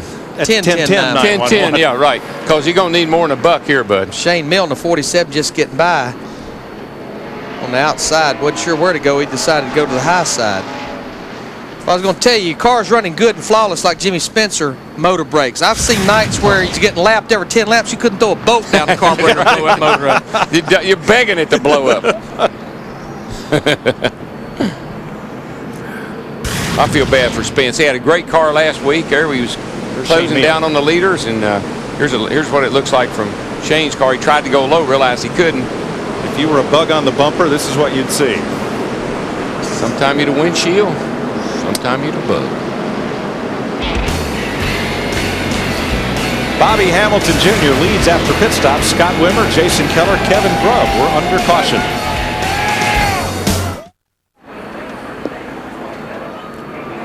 Bobby Hamilton Jr., Scott Wimmer, Jason Keller, Kevin Grubb, and Greg Biffle are the top 5, and in one lap will go green. Not for long. I think that guy in 5th place. Let's check it out at Greg Biffle's pit. Right there. Halfway is right here. Halfway to the car, halfway in the box. Halfway to the pit box is this way. Not this way, this way. Radar. See? Dude, right there. Look at it, dude. You can't measure that. That's 4.5 feet. It's right behind the car. Randy, if you don't put him in tail in the longest line, you'll do a stop and go under green, and it'll cost you a lap or end up being 2. Discussion between the NASCAR official and the Greg Biffle crew about where Biffle was pitted within the pit box. Be careful of them guys. You don't know which way they're going to go. The face car's off. Back it down low. Let's be ready. Ready. Ready. Green flag. Green flag.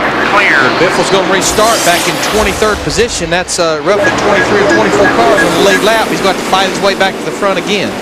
Shane Meal, Johnny Sauter trying to get back on the lead lap. Sauter falls to race leader Bobby Hamilton Jr. Actually, Shane Mill is 3 down after that green flag stop a while ago, so he's trying to get one of those laps back. He's looking for a caution right now.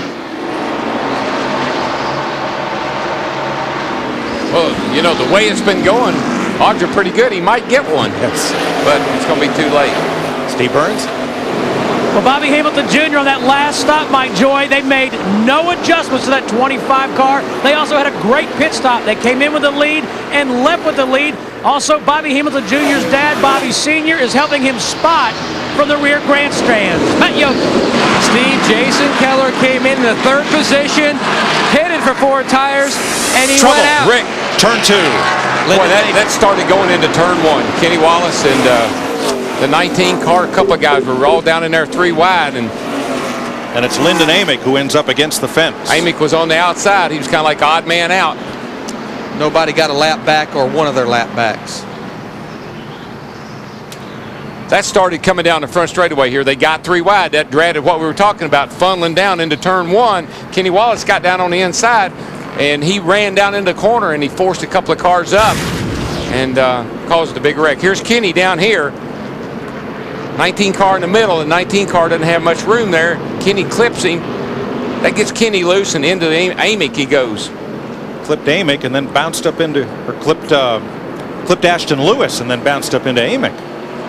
Kenny was going down in there really fast. See, gets tight. Ashton Lewis gets in. Kenny gets into Ashton Lewis. Tim Sauter in the 19 gets in the back of Kenny Wallace right there. Let's ride and listen with Kenny Wallace.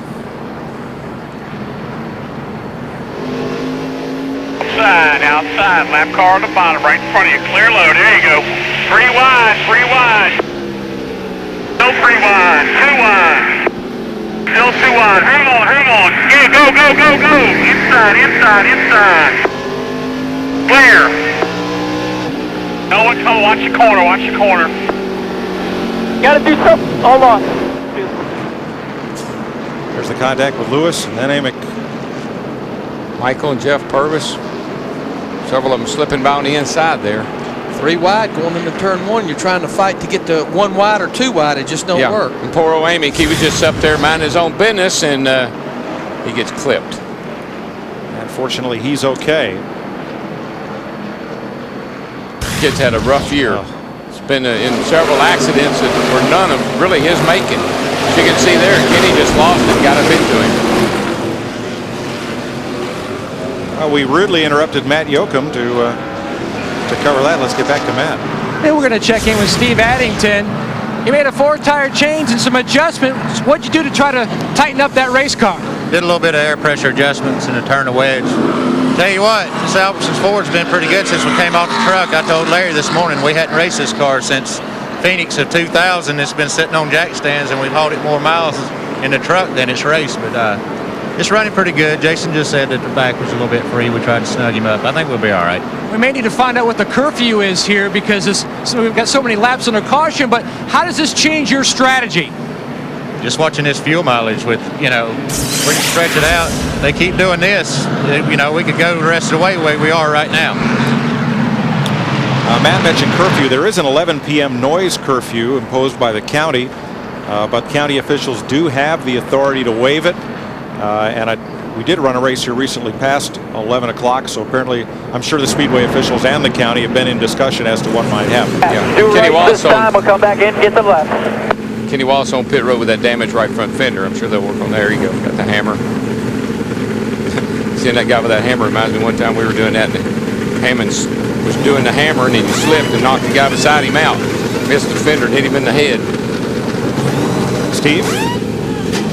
Mike, they're going to put right side or just put right side tires on, send him around, and then come back and put on left side tires. They had a tire rubbing from the contact, sheet metal on the tire. They are saying to Kenny Wallace, though, that he can make it the rest of the way on gas after they get the left side tires on. Come back in to get the left. Go a couple left. Coming up on halfway in 8 laps. He wants to go a couple of laps because there's safety trucks everywhere. He needs to get caught up to the rear of the field before he comes back down pit road in case he got a little more work to do. Yeah, I mean, you want to make sure that you have all the time you can to get those tires changed and check that damage. And as we talked, running that 45 miles or 40 miles an hour down pit road, I mean, by the time the leader's in turn 3 or 4, you're just getting to your pit box. Yeah, and you don't want to make a bad situation worse. Spread got back. Yeah, he's done a yeoman's job after getting caught up in the first caution. The point leader's tried to race his way back up toward the front, and he's 22nd. Not bad. Currently under our 6th caution, FX welcomes you back to Richmond, Virginia. Jack Sprague, who was on the pole having trouble on lap 12. Johnny Benson after a crash with Brian Vickers. On the replay, guys. Then Josh Whitterson and Mark Green also having some problems as well. And then Jeff Green and Todd Bodine, as Green said, the track presenting some problems here since it has been resealed. Green out of the race. Kerry Earnhardt losing it on his own. And then Jimmy Spencer believed to have had the best car. And watch this, as you can see, you probably need more of a proctologist than a mechanic. A broken rear end, still trying to uncover that. And then Kenny Wallace and Ashton Lewis with some problems here. It has been a little crazy go nuts as the Hollywood Hotel with its spot above Victory Lane, watching another caution flag as they get ready to go. Bobby Hamilton Jr., your current leader. Let's go back upstairs to Darrell Waltrip, Mike Joy, and Larry McReynolds. 4 laps from halfway. That was a great analogy, Chris, on Spencer's car. Especially coming out of the hotel. Yeah, it doesn't surprise me. Scott Wimmer up to 2nd. What a bright spot in this young fella's season. Driving for Bill Davis, looking for a sponsor for that car. Look at these guys. Every week we look at where these guys come from. Bobby Hamilton Jr., Scott Wimmer, Jim Keller, we know, Kevin Grubb, Jamie McMurray. I mean, these guys all of a sudden names that we're just not accustomed to seeing at the front. Getting ready to restart. Here's Dick. Well, Scott Wimmer came out of the ASA. Bill Davis, the car owner, was watching TV one day, thought this kid could drive a race car, called him up, and put him in this car. And what a story today. Wimmer's career best finish. 3rd, Booty Barker, the crew chief, has never won it. Davis, the car owner, his last win in this series, 1992 at Charlotte. The driver, Jeff Gordon, the crew chief, Ray Evernham. Remember that? Yeah. It's been a good day for Bill Davis so far. Ward Burton has one of his cars on the pole for tomorrow night's Winston Cup race here. Biggest thing I noticed about that 23 car with the good runs they've had this year, blank quarter panels. Yeah. No sponsor on that race car. They've had a few one-race deals, Larry, but still looking for a full season sponsor. Well, that kid's used to winning races without sponsor. I know he doesn't like it, but when he was in ASA, he drove his dad's car, and they won like 2 races right out of the box. His brother's driving now in ASA and doing okay. Young kid, what is he, 23 years old?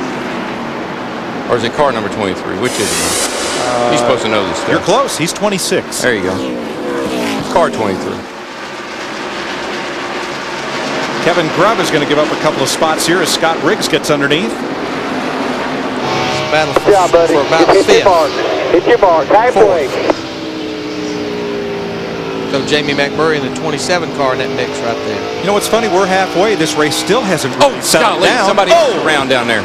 Casey Kane, who climbed the hill up there earlier, and this time he pounds it. They just cannot get in there 3 wide, and it just there's not enough room, and you got to give and take right there, and there's just not any giving going on. 7th caution.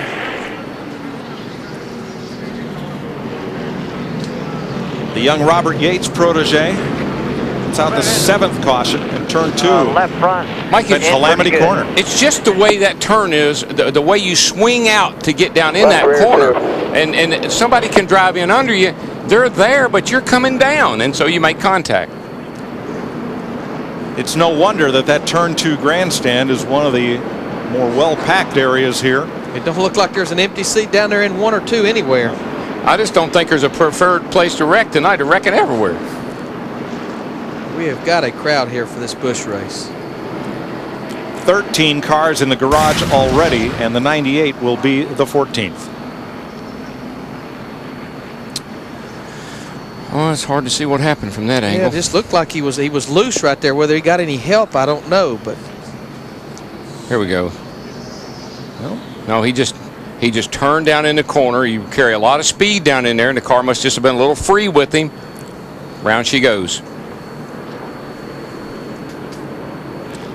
It's a similar looking spin as the Kerry Earnhardt had, where you just drive in there and the back end comes around.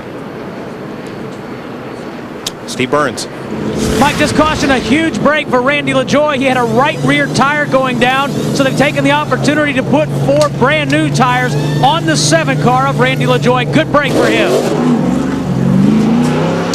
And we have an update on the Greg Biffle penalty. Biffle was sent to the back of the field on the prior restart because of where the teams placed the tires that came off the car on his stop.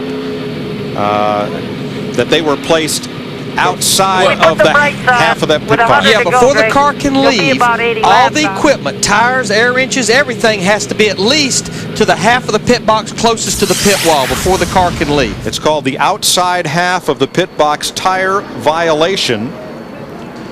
That's what the official's explaining right here. Radar.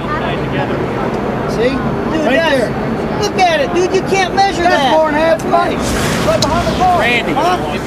It's a ball and strike call, and the official called it a strike, and Biffle again is going to have to fight his way from the back of the pack. He's up to 15th right now.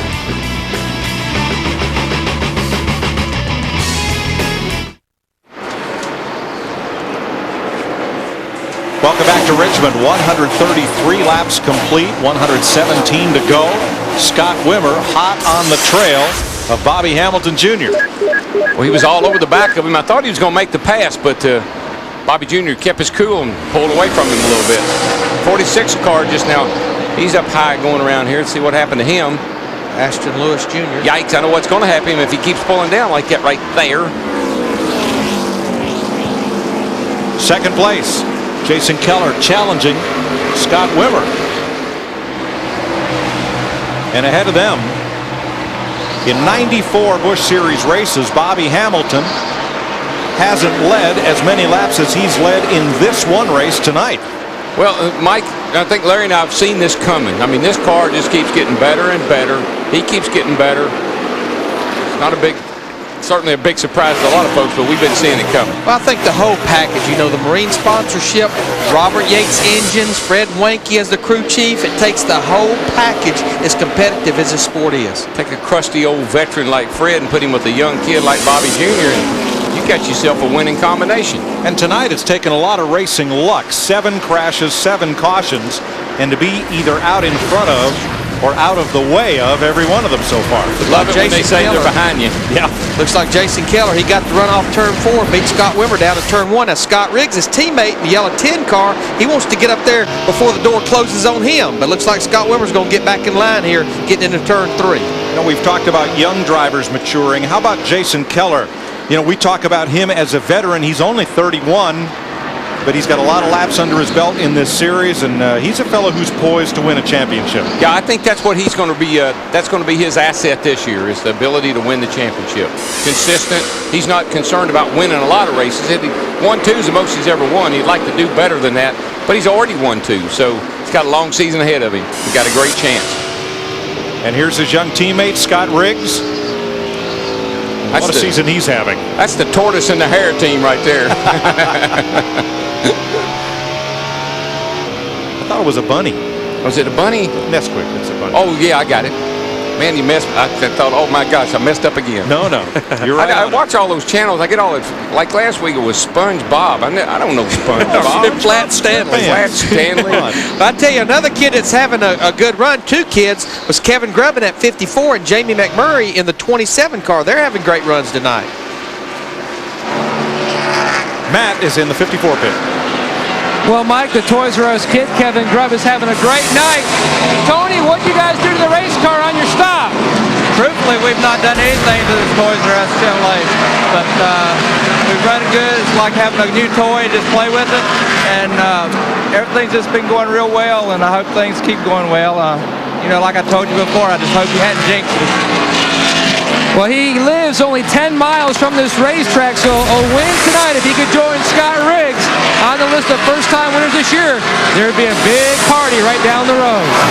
Tony Lambert is used to victory lane at Richmond because he was with Mark Martin as he went on to win 5 Busch races here. Yeah, they just need to be careful and not stick their neck out too far. That is the slyest sponsor mention I've ever heard. It's like a new toy. Just play with it. It's okay.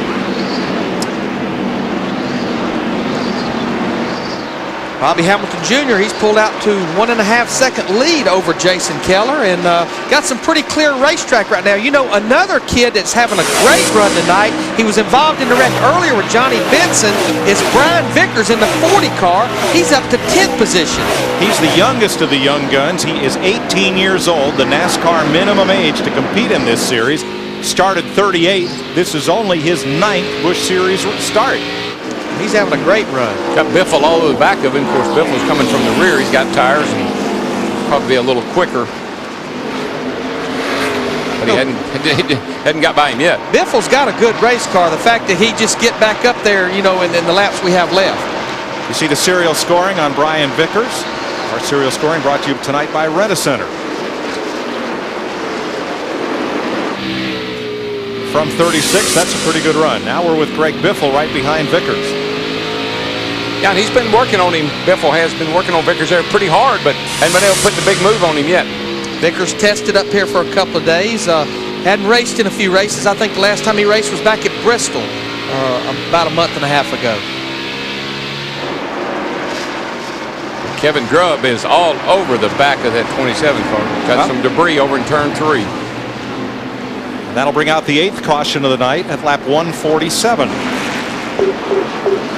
Many parts has been flying around. It doesn't surprise me, a little debris laying here and there. Well, Larry, 100 laps to go. Yeah, just looking when the leaders were all in on about lap 101, and we ran a good 14 laps of caution. Boy, I don't know. If I can't make it on fuel, I'm going to probably come on in and get those 4 fresh tires and make sure I can make it to the end. But the safest place in this race is out front. If I think I can make it, and I'm going to bet you Scott Wimmer in the 23 car, those guys can make it because they always are the fuel mileage kings. I don't know if I'm going to give up that track position no more laps than I have on my tires right here. Well, I don't know. I think I'd come down 100 laps to go, get me 4 tires, and get ready to rock and roll. You know what I liked about that young fella besides his smile? That he had a headset on. If you're going to bring your kid to the track, ear protection. All right, Bobby Hamilton Jr. in the 25 stayed out, but Jason Keller in the 57 pitted. Scott Riggs, his teammate, stayed out. Matt Yoakum. And Jason Keller's making his way down to his pit stall, currently in the 2nd position. I talked to his crew chief, Steve Addington. Bring it to the side. as he makes his way to a stop. They are not going to make any adjustments, just a 4-tire change for Keller. Remember, he has never won here. He's been 5th 3 times. They'd like to break that tonight and also earn some good points toward that championship chase. Meanwhile, the 60 car of Greg Biffle, they're going to make a chassis adjustment and 2 tires. He's already down and away. And then here goes Keller.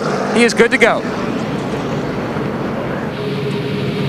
I'll tell you, somebody else has been doing a pretty good job tonight, quietly, stayed out of trouble. Behind his banners is the 5 car, little Ricky Hendrick. He's in the top 20. He came in 19th spot there, and he's having a pretty decent night considering his first time back a few weeks. Yeah, and 7 of our 21 lead lap cars pitted.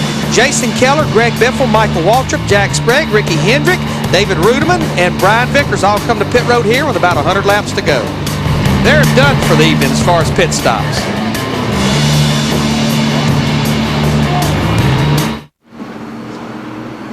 Getting set to go back to the green here at Richmond.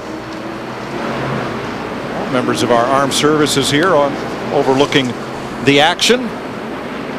They got their man out front, and they're pretty happy. They're standing at attention. Ready. Ready. He's going. Green flag. Tim Salter back up there in that 19 car. And I tell you, got a decent car. He just can't get back on the lead lap. You know, we talk about this track running the sealer off and the track change, and the track temperature has came down 10 degrees. That can make a big difference from the start of the race, changing the handle of these cars. I think that's where air pressure adjustment would be in order to keep up with the cooling track, because you're not going to build up quite as much pressure. Now the drivers at the front of the pack, most will have to make one more pit stop. One of those who did not come in on that caution was the 23 Scott Wimmer. Here's Dick Berger. And they have been having terrible radio problems, Mike. The radios are breaking up quite badly. Wimmer really can't hear his pit particularly well. Pit can't hear him. They get clipped. They get a piece of a word, then a piece of another word, and so forth. He's a bit loose in. We've accumulated that much, and we get another crash. Front stretch. It looked like Ashton Lewis going around. About 3 big spins and see, a catch. See all that smoke? That's that sealer. That's what we were talking about. Now here comes the 19 car. Is he going to get his lap back finally? I believe he is. Will. Looks like going to get one of them. Here comes Shane Meal, and he may have made it. Close. Gordon score monitor Shane Meal did not get his back, but Tim Salter in the 19 did get back. That'll put him back on the lead lap. And that's good for him because, like I said, he's got a decent car. Ashton Lewis is dizzy. Man, he was spinning down through here, and now that sealer, like we said, spinning around, the tires spinning, just puts up a huge cloud like a smoke screen. Kenny Wallace misses another one. Look at that. Look at all that sealer, all that smoke, green that we were talking about. God, there's the guy that was lucky, that 38. Mark Green. Just one spin, it looked like 3. It did. It looked like he did a huge donut.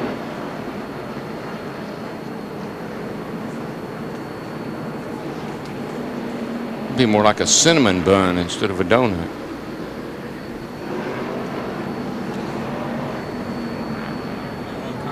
But he gets to keep on going in that Civil Air Patrol Chevy. Here's Michael Waltrip. Spin up here, back her down, back her down, back her down. All right, I can't see. All right, track is clear, All clear, all clear. Gosh, Darrell, why does Days of Thunder just flash through my mind as he drove into that cloud? I don't know, but I can't see. I don't want to hear that. No. Now remember when Jimmy Spencer, who had the fastest car here, no doubt, came out of his pit and watched the right rear tire after they dropped the jack, and he accelerates out. Everything fine so far. Right there. Boom. Jeff Hammond, what happened? Guys, believe it or not, it's just this little bitty, what they call a U-bolt that I have here in my hand. This is what holds the rear end housing up underneath the race car. There's one on the right side and there's one on the left side. Unfortunately for Jimmy Spencer, the one on the right side broke. They feel like it broke right about where these threads are, where it goes from here to solid. That somewhere right in there it possibly broke. And when it did, it's located right here on the rear end housing. What happened when it broke? It twisted the rear end housing, the spring fell down. That's when you saw the rear end drop up inside the wheel wells, and ended really a great night for Jimmy Spencer in his game. I know as far as the driver's concerned, Darrell, that's a very sickening feeling, isn't it?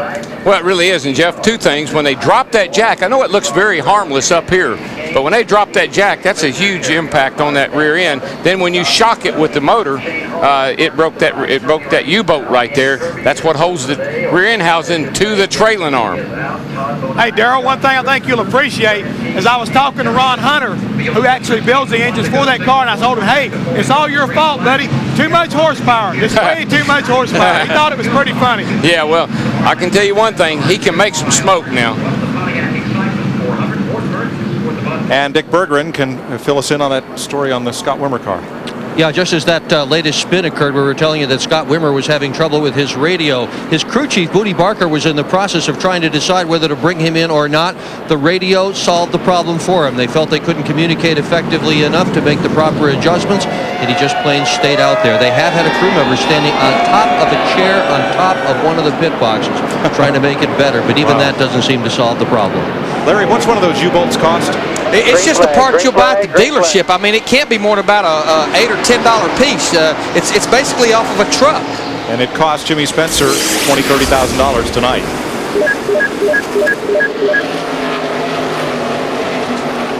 Scott Wimmer right there in third place behind Bobby Hamilton Jr. and Scott Riggs. In race in and race out, Scott Wimmer, the 23 car, they'll stretch fuel mileage about as far as any car in the Busch Series.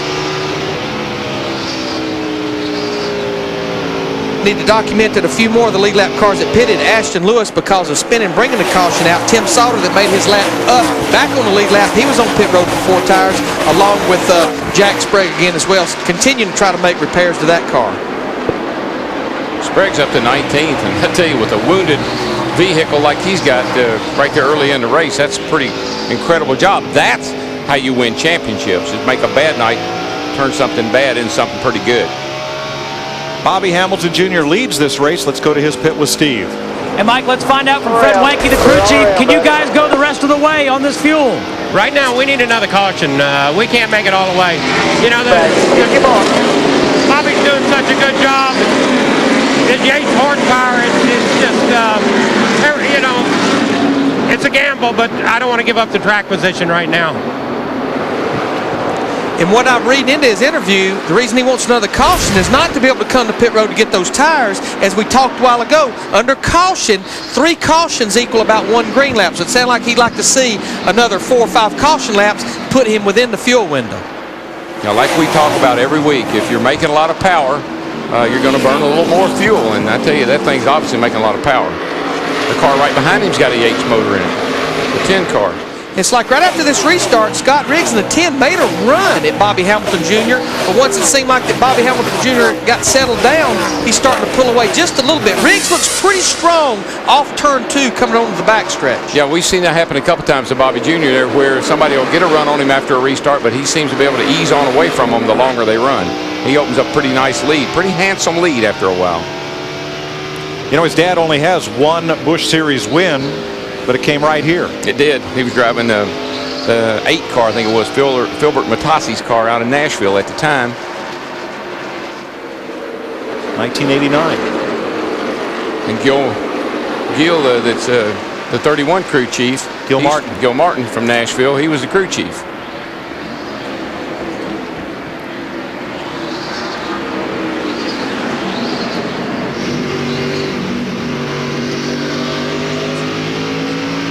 Still there. Clear all around. You know, Jeff Purvis was involved in that turn 2 skirmish, and he's climbed his way back up to 8th place. Right behind Compton here.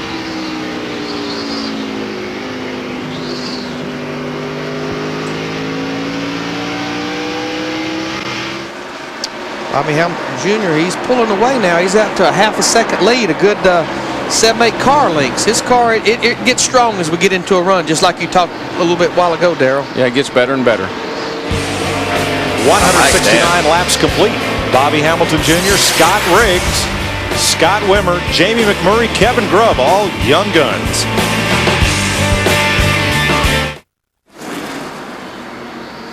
Bobby Hamilton Jr., 24 years old, out in command 1 full second over 31-year-old Scott Riggs. Well, who's the only driver to win 3 straight NASCAR Busch Series races at Richmond? That is tonight's Pep Boys Trivia. I know that answer. Do you know that answer, Darrell? Well, I don't. Who do you think no looking in the book. No, I don't have a book. Okay. What's the answer to every Busch Series Harry question? Gant. Or Mark Martin. Harry Gant. And the answer is, survey says,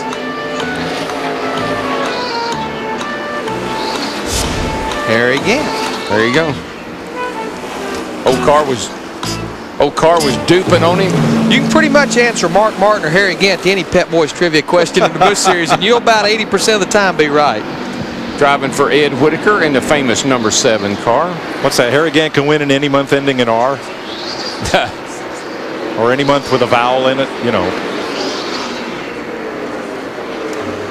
How about David Rudiman, the number 87 car, driving a Joe Nemechek numbered car on the lead lap here. Matt Yoakum.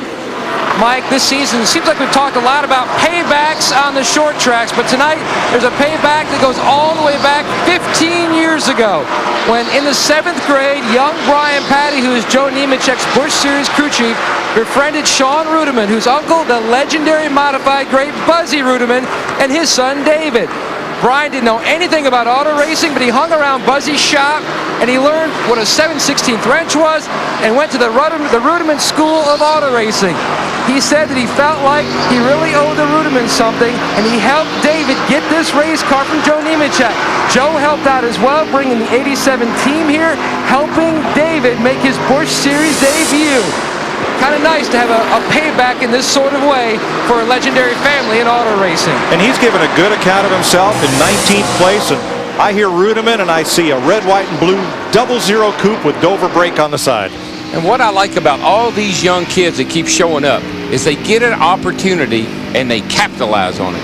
I can think of so many times young guys showed up in the past, had a great car or a great opportunity, and they couldn't capitalize. All these kids now are just taking advantage of what's been given to them. Kenny Wallace, starting to rattle around here, has just moved up to 13th place. You saw the pass there on Brian Vickers. We know we're getting down to about the last 60 or 70 laps. A little bit of impatience will start kicking in, and you know you got to go. The end is near. Yeah, and the other way you know is Kenny Wallace's name starts being mentioned because he's in the top 5 or 6 almost every race. Kenny, who narrowly missed the Busch Series championship to Bobby Labonte, came into this race 5th in the points. It won't be long. Bobby Hamilton Jr. in 25. Like a while ago we talked, he's going to be into some lap cars. He's got a pretty decent lead right now, about a 2nd lead, but that lead can dwindle as you get to these lap cars. Well, they're strung out pretty much now. The cars all the way around the racetrack. There's not a real cluster of cars, and he's at the start line now, and most of the good cars are all on the back straightaway, so he's got a ways to go to catch up with really good cars. These stragglers here, these back cars, are catching them kind of one at a time. Remember, Bobby Hamilton Jr. needs one more caution flag in order to get to the finish on the fuel he has left.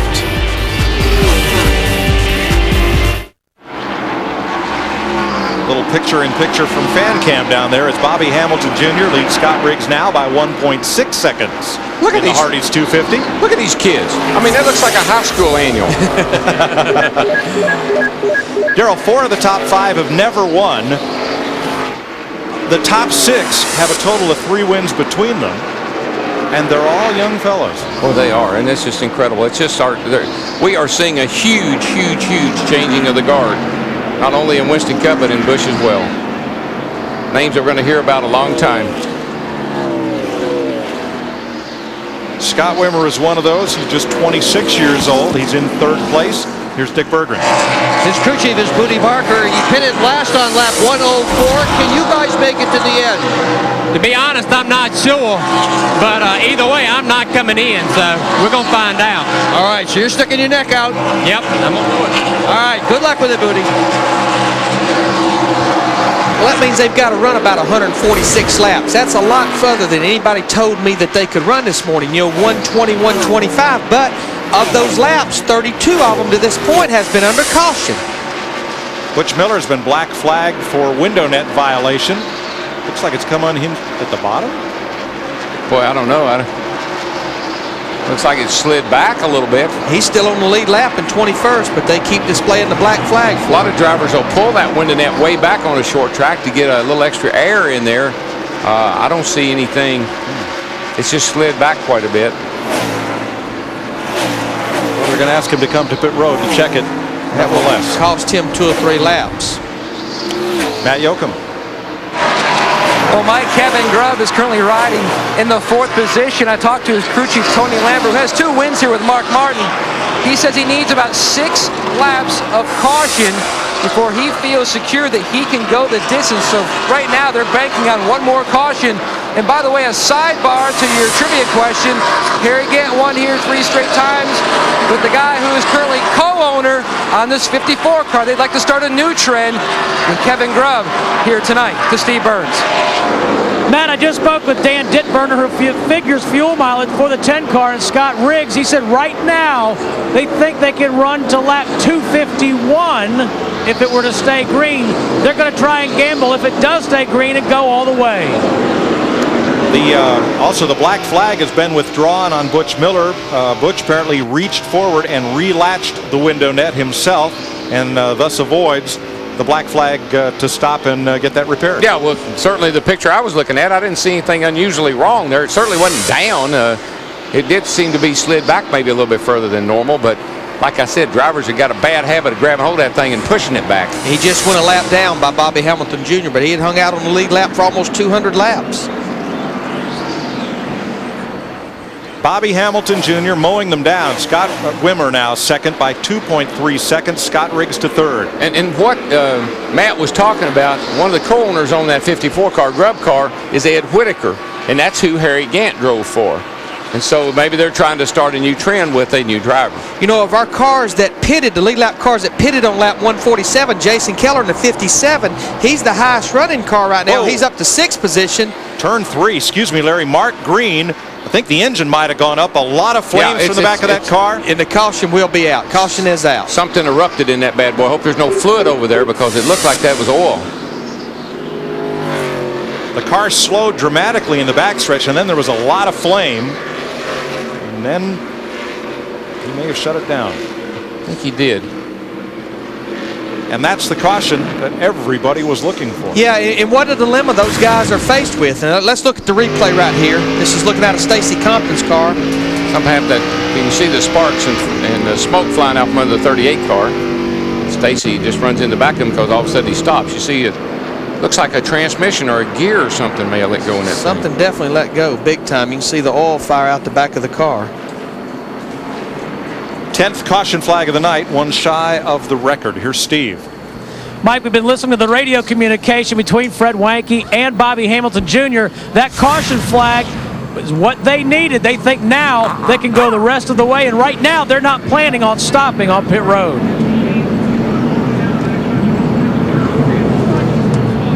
Scott Riggs in the 10 car. He's going to get right side tires and make a chassis adjustment, 2 rounds in the left. Left rear, 4 tires for Scott Riggs, and they will get gas to go the rest of the way. Now pit road has again been closed because of where Mark Green's car has come to rest, and again caught a light, as they say.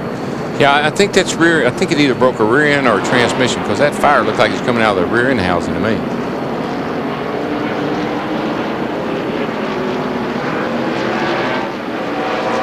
So pit road closed with Curtis Davis and the 66 of Casey Mears come on to pit lane to the attention of their crews and the NASCAR officials.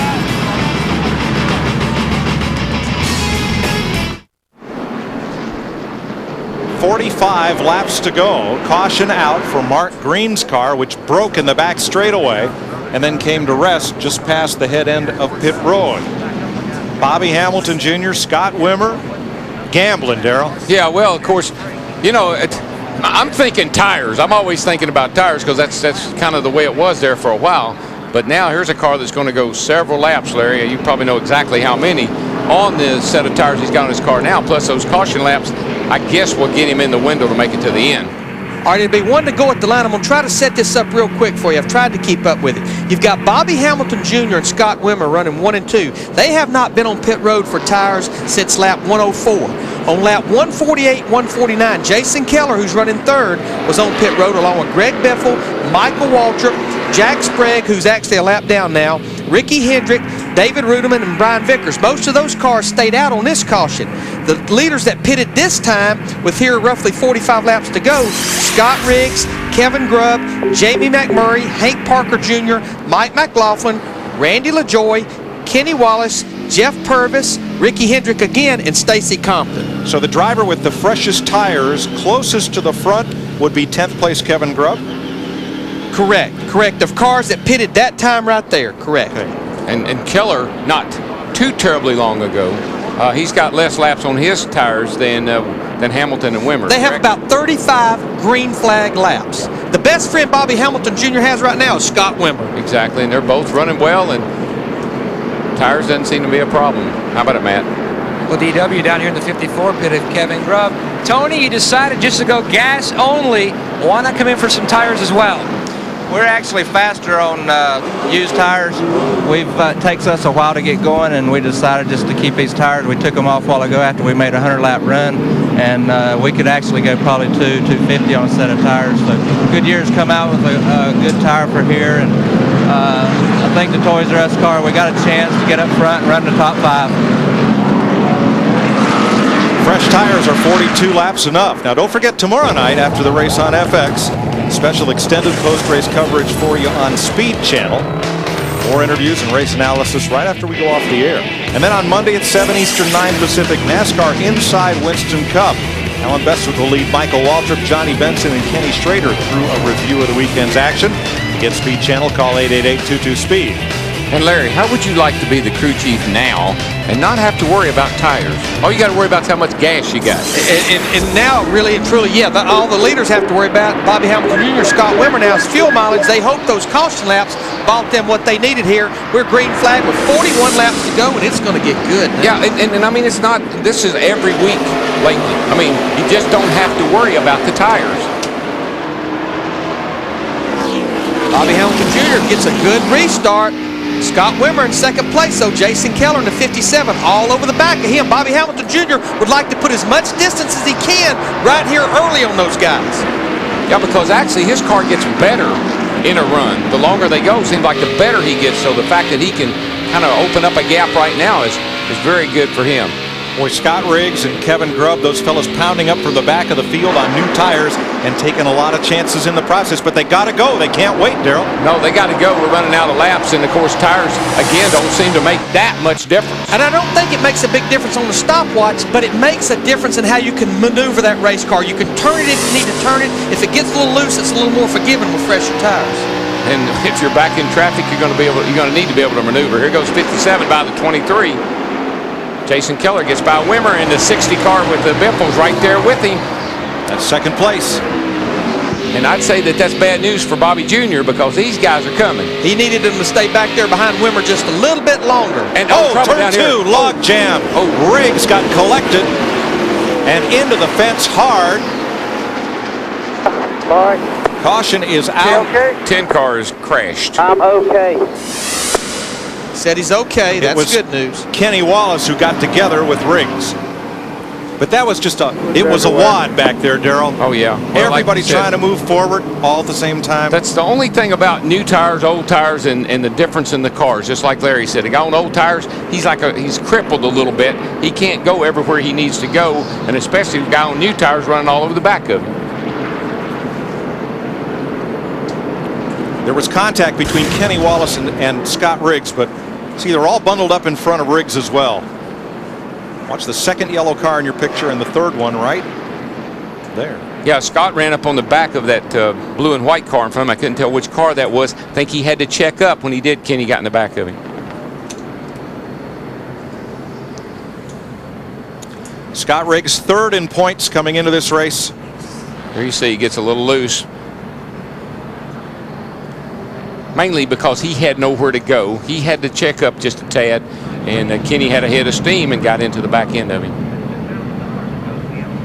It's unfortunate for Scott. I mean, I'm not sure, but that may have been. I think that was Randy LaJoie just ahead of him.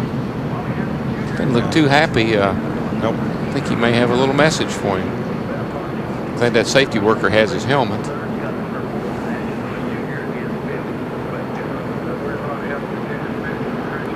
Oh, he's a very unhappy young man, and I tell you, the spirit and the passion that kid has. I can't tell you how much he is controlling himself so well, because he is a high-strung young man. Now, he was gesturing at Kenny Wallace, but in this, as the prior incident, it didn't look like Wallace had. Where was he going to go when Scott Riggs got him? Well, anytime you get run into from back, it's just like if you're out on the highway and somebody rammed you in the rear end. Right. You know, you're going to be mad at the guy behind you, not the guy that rammed you, not the guy in front of you. What Scott was hoping and what everybody hopes is, give me some room. You know, anticipate these things happening. You saw Riggs wiggle and get sideways. And I think what the two fingers mean, you got me once, then you didn't back off. You got me a second time right there in the same leg. Controlled aggression. 11 caution flags ties the record here at Richmond, and 17 cars already in the garage area. That is a new record for a Busch race at Richmond. Scott Riggs is the latest retiree. As things stacked up down in turn 1 and 2, he and Kenny Wallace got together. Well, short track racing is fun to watch. The fans love it. It's fun to be a spectator, but it always ends up with tempers, feelings hurt because of the tight racing and the competition. Now, a couple fellas smiling right now. One is Bobby Hamilton Jr. These caution laps playing into his strategy. And how about Jack Sprague after that lap 12 wreck? Who ever figured that he would end up in the top 20 here? The caution flag has been his best friend. Coming out just right for him. Keller in position to take the point lead. He's Keller second right now. Sprague, LaJoie, Riggs was third in the points and in position for a top 5 finish when he got into the fence. And Biffle has also made a number of unscheduled pit stops. 32 laps to go at Richmond. Getting ready for the restart. Bobby Hamilton Jr. trying to really pull Jason Keller here, but he doesn't get away. Now, I think Keller's got a pretty good hot rod, and I tell you, the other guys have one new is that 60 car. They both are. I think their tires are a little bit better, Bobby Jr.'s, and that's got to fight him racing these guys that's got a little bit better tires than he does. Even though it's about 32 laps, that's still a lot. On in 100 and something laps into it when it makes that difference. Yeah, plus he's out of fuel, so his nose weight's going to be pretty high. It's going to take a real yeoman's effort to pull this one off. I'm not saying he can't do it, but it's going to be tough. All right, Dick Berggren is with Scott Riggs, who last week was a winner. This week he's a crash DNF. You pointed 2 fingers at Kenny Wallace. What was that all about? First time, shame on him. Second time, shame on me for letting him do it. You know, first Talladega, I'm trying to be patient, trying to be a patient rookie. Back out the gas. He tries to pinch me up, get involved in a big wreck. Fine and dandy. Here, everybody's bundled up together, beating and banging on each other, and Kenny just doesn't use his head, drives in there and hits me. You know, not trying to be hard on anybody, but that's wrong. That's not the way to race, and if it is, I got a lot to learn. But like I say, I got to thank all the guys on the Nesquik Ford Taurus, Robert Yates, and everybody, because we had a good car, a little tight. We kept on working on it, and that last stop I thought we were going to be pretty good, just trying to sort everything out, and not the way I wanted to end my night. See you next week in New Hampshire. Yes, sir. Meanwhile, his teammate Jason Keller has taken the lead. Yeah, but Bobby Jr. looked like he pushed up the hill, or the car got loose, or jumped sideways, or something, and that opened the door for Keller. Oh, he's coming back. Yeah, I don't know what happened. Something happened as he came off the turn 4 down here to let Keller get by him. Now he's got to use some patience because he's not. He's got that bottom groove, though, Darrell. He's got Greg Biffle all the way on the back of him as well. He did like the crossover tactic down the back straightaway. Went high off of 2, shot for the bottom, going down the back stretch. He gets the lead back in 1 and 2. Yeah, well, something happened to let the 57 car get by him. I didn't exactly see what happened, but off of turn 4 here, he got loose. We've seen this on every restart, though. His car is not very good for about 4 or 5 laps. Here we're about 5 or 6 laps into it. Looks like it's coming around. I mean, he's drove away from these boys now. Stephanie cheering him on. Hamilton made a great move. He went outside of Keller in turn 2 and then dropped under him going into turn 3 and took the lead back. That's called I will not be denied. Right. Let's see if we can figure out what happened, because something happened to lose the lead there momentarily. He was coming off of turn 4. Here we go. He's going down into 3 in this box up here. Goes into 3. You know what he did? Got the left wheels on the apron going into 3. Car rolled up the hill with him, and it opened the door for the 57, Steve. Darrell, and also Bobby Sr., as I said, has been watching from the grandstands and has a radio, and he told his son, don't worry, he just took the air off the back of your spoiler. Don't worry, get back into your rhythm, and he did it. Well, he did, Steve. He did it in fine fashion, I might add. Watch this, Dad. And that was a great crossover move that he You got pulled on 20 Keller. laps. 20 laps to go. Good rhythm. He just needs to stay focused and dry the wheels off that thing now. Don't save anything. He's going to join some pretty exclusive company, including his dad, who each scored their first career Busch Series win here. You know, it's got to be exciting to watch your kid win a race or to run like he's running. That's got to be exciting for a dad. He has had a good race car tonight, all night. 20 laps to go. Have the Marines landed at Richmond? I'll be back.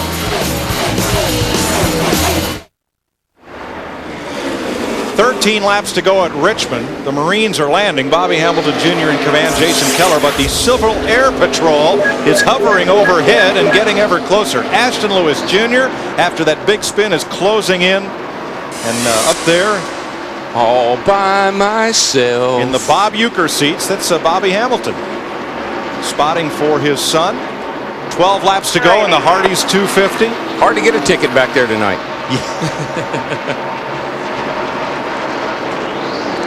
What a night for young Bobby.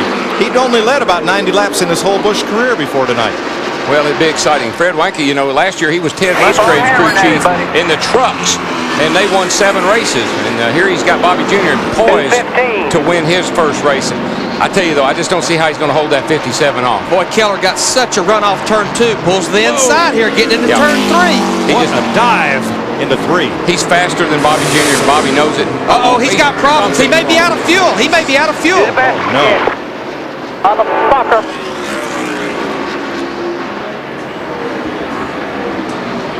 With 11 laps to go, Hamilton may be out of gas. Steve Burns? Mike, we just heard him say that it blew up, and now his dad, Bobby Hamilton Sr., asking him if it ran out of gas. But either way, he's done. So close. Oh, that's a shame. That's a shame. But they'll know he was here. He led the most laps tonight. What a heartbreaker. I know how you feel. Close just doesn't count. Jason Keller. 2.5 seconds out front of Ashton Lewis Jr. And you were saying, Mike, it wasn't but on lap 155, Ashton Lewis Jr. was spinning through the front stretch here. What a great recovery he's made. He came in, got tires, and now he's trying to run Keller down, but he's only got 8 laps left. He passed Greg Biffle like he was headed straight to the front, but that might have taken all he had, Darrell. I think it did. And, of course, another guy, you know, let's look at Mikey. He's back there. He's going to run 4th tonight. He's up there in 4th place. Wimmer's hanging on to 5th, and the old Toys R Us car not too far behind. Well, Kevin Grubb 6th, Hank Jr. 7th, Brian Vickers 8th, Jamie McMurray 9th, Tim Sauter in 10th. Who made his lap up when Ashton Lewis spun on the front stretch. Tim Sauter in a 19 car. 6 to go. Pretty much Jason's got clear racetrack in front of him, the length of the whole back straightaway. He just his lead continues to build over Ashton Lewis, about 2 3/4 seconds. He just needs to be smooth here and take it easy. Well, Jason Keller said the most races he'd ever won in 1 year was 2. This will be his 3rd win, and he'll take the point lead, I believe. I think our calculation showed us that earlier. So this is a huge night for that young man. And for this one, Mechanicsville's Kevin Grubb with 5 to go takes Scott Wimmer to move into the top 5. Fresher tires. A little bit fresher tires. Yeah, remember Scott Wimmer, like Bobby Hamilton Jr., has been out there since lap 104 on tires. They'll have almost 150 laps. It's really taking a toll on him now. Hank Parker Jr., 36 car. Remember, he was in that big wreck on the back stretch. Here he's going to take the position away from Scott Wimmer.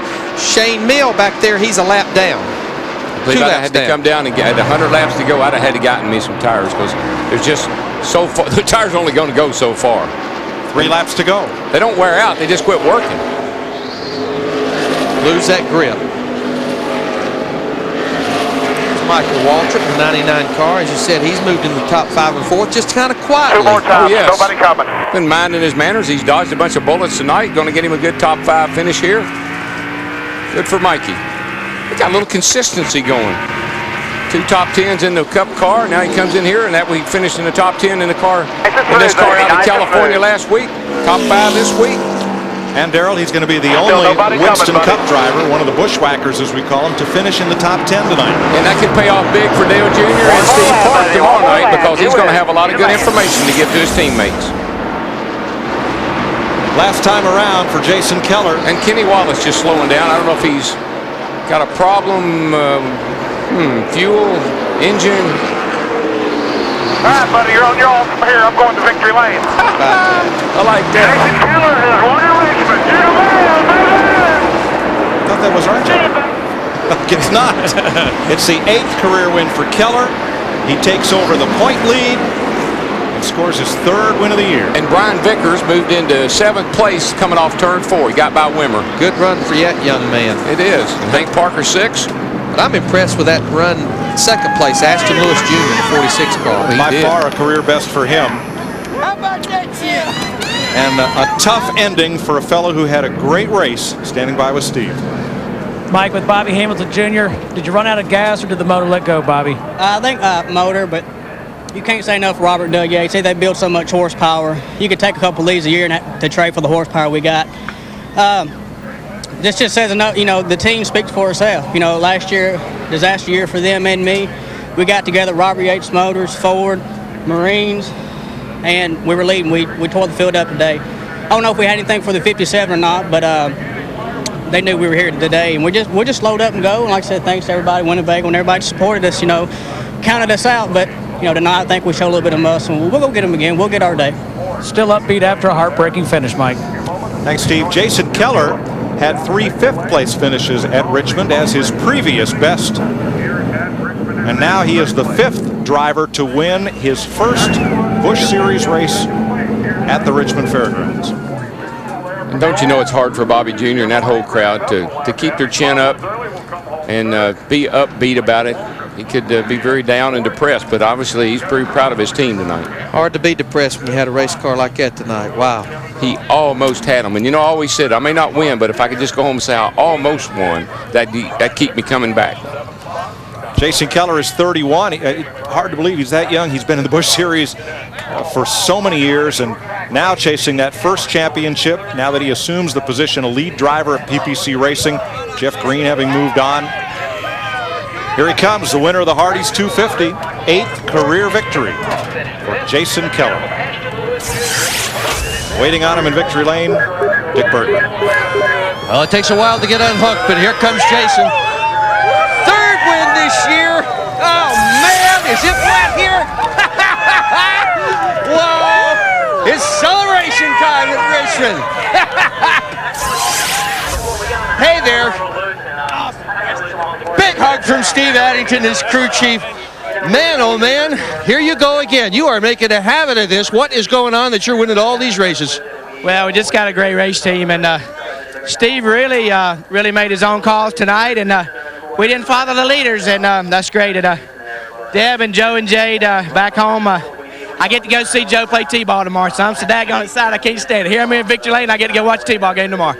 If Hamilton had not blown up, could you have passed him and won this race? Well, we were a lot faster than he was, and I really messed up when I got by him, and got to the bottom and got my car really loose, and this Albertsons Ford and this whole Albertsons team, man, it was just great, and we only ran 13 laps in happy hour today, and I told Steve if we park it early, I got to win, you know. So, man, just so excited for the whole Albertsons team. We did really good. You sure did. Congratulations to Matt. And Dick, a great run tonight by Greg Biffle. Back to the front, back to the front. You patented that move tonight. You must have passed more cars than anybody here tonight. Yeah, I think so. We had to go to the back 3 times, and that was really tough. We just wore this Granger Ford out coming up from the back, and I just had the brakes run off it, you know, the tires run off it, everything there at the end. I thought I'd get a shot at them, but after I saw they're a little faster than me, I just kind of laid off it and settled for third. And we needed a good run. We haven't had a good finish, and we're excited that Jack's coming home and like to say hi to him and just everybody back home. That's Ranger Ford, just third place run. We're pretty excited. How wore out are you? The car's a little wore out, but what about the driver? Man, I feel like I did 500 laps. I tell you what, that 250 laps wore me out. I told the guys that. I said, I'm going to be tired today. You're working me out. But no, it was a call. Something happened about the tire in the pits. But, you know, that stuff will happen. And we came back and finished third from it. So we're excited. Greg Biffle finishes third, his 5th top 10 of the season. Mike? Good run for Biffle, and Jason Keller in his 9th full season of Busch Racing is a title contender. We'll be back with more from Richmond after this.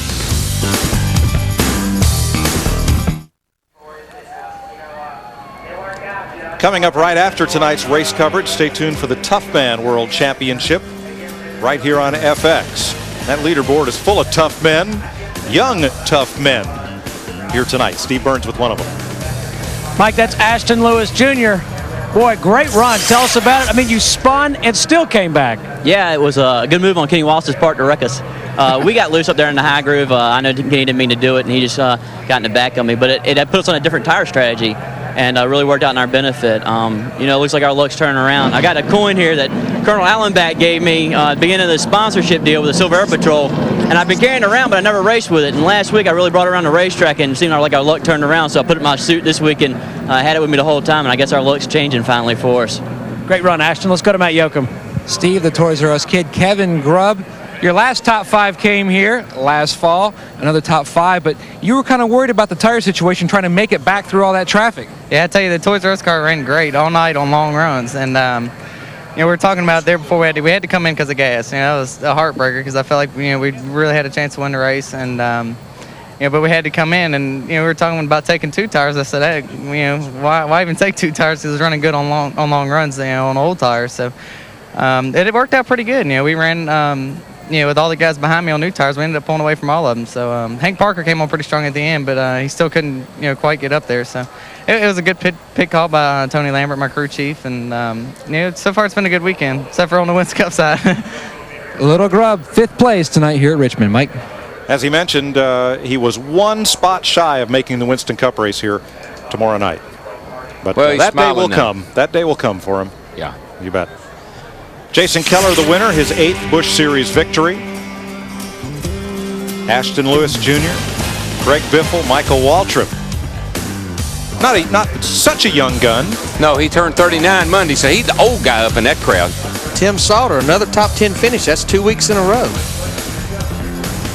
And how about David Rudeman, first ever race, 16th, and Ricky Hendrick, good comeback. Yeah, he finished 15th, but Tim Sauter stayed a lap down forever, you know, and got back on the lead lap, so he had a fast car, and he did a good job. Sprague, 18th, first car lap down. That's pretty yeoman's job on his part. Yeah, the top 20 for both Butch Miller and Larry Foyt. And a Richmond record for cars falling out of the race. Good race cars, Jimmy Spencer, Jeff Green, and Johnny Benson. He had done moved up when he had that wreck down in 3 and 4. Poor old Bobby Jr., he ends up 25th after dominating the race. New point leader headed for Loudon, the newly repaved New Hampshire International Speedway next week. Jason Keller over Jack Sprague, Randy LaJoy. Scott Riggs falls to 4th, Greg Biffle to 5th. We'll have coverage from New Hampshire for you next Saturday. And let's check in where the vacancy light is still lit. Well, they'll leave a light on for you down there. They don't know where they have a vacancy or not. No vacancy. At the Hollywood Hotel, the light went from green to red just as we went there. That was for you, Darryl. We don't red arrow down here, buddy. I wouldn't stay there because you don't have room service. We'll order out.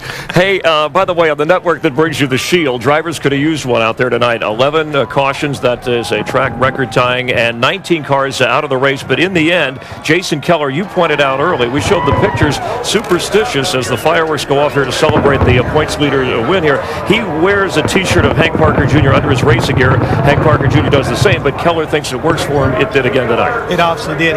He did a great job. But one thing we want to talk about once again, early on in the evening, we pointed out, Greg Pollux, who's the owner of this car, said the car was fantastic, and he even parked that car early during the final practice because he was so happy with it.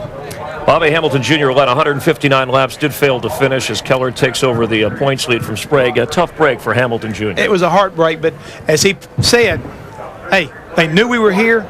the Marines may have landed. You might be able to start watching that young man because he looks like he is focused on trying to get up there and run with these guys. A fourth straight win by a Ford-driver, third win this season for Jason Keller, Talladega, Rockingham, and now Richmond as you get a look at his happy crew. NASCAR racing across the Fox networks continuing tomorrow with NASCAR this morning presented by Smirnoff Ice on Fox Sports Net. Then go racing under the lights with the Pontiac Excitement 400 on FX, the Fox Networks and Speed Channel, your home for NASCAR television.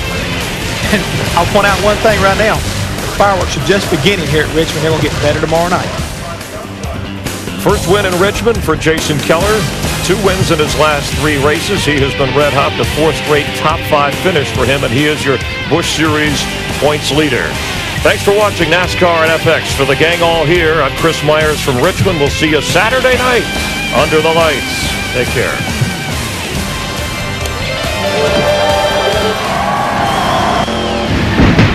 Good job, baby. Keep digging. Good job, Herbert. Come on to the front. Get in front of you, Reckon in front of you. Easy now, easy, easy. Good job, good job. Blocked on the top, coming to the bottom. Oh, whoa, whoa, easy, easy.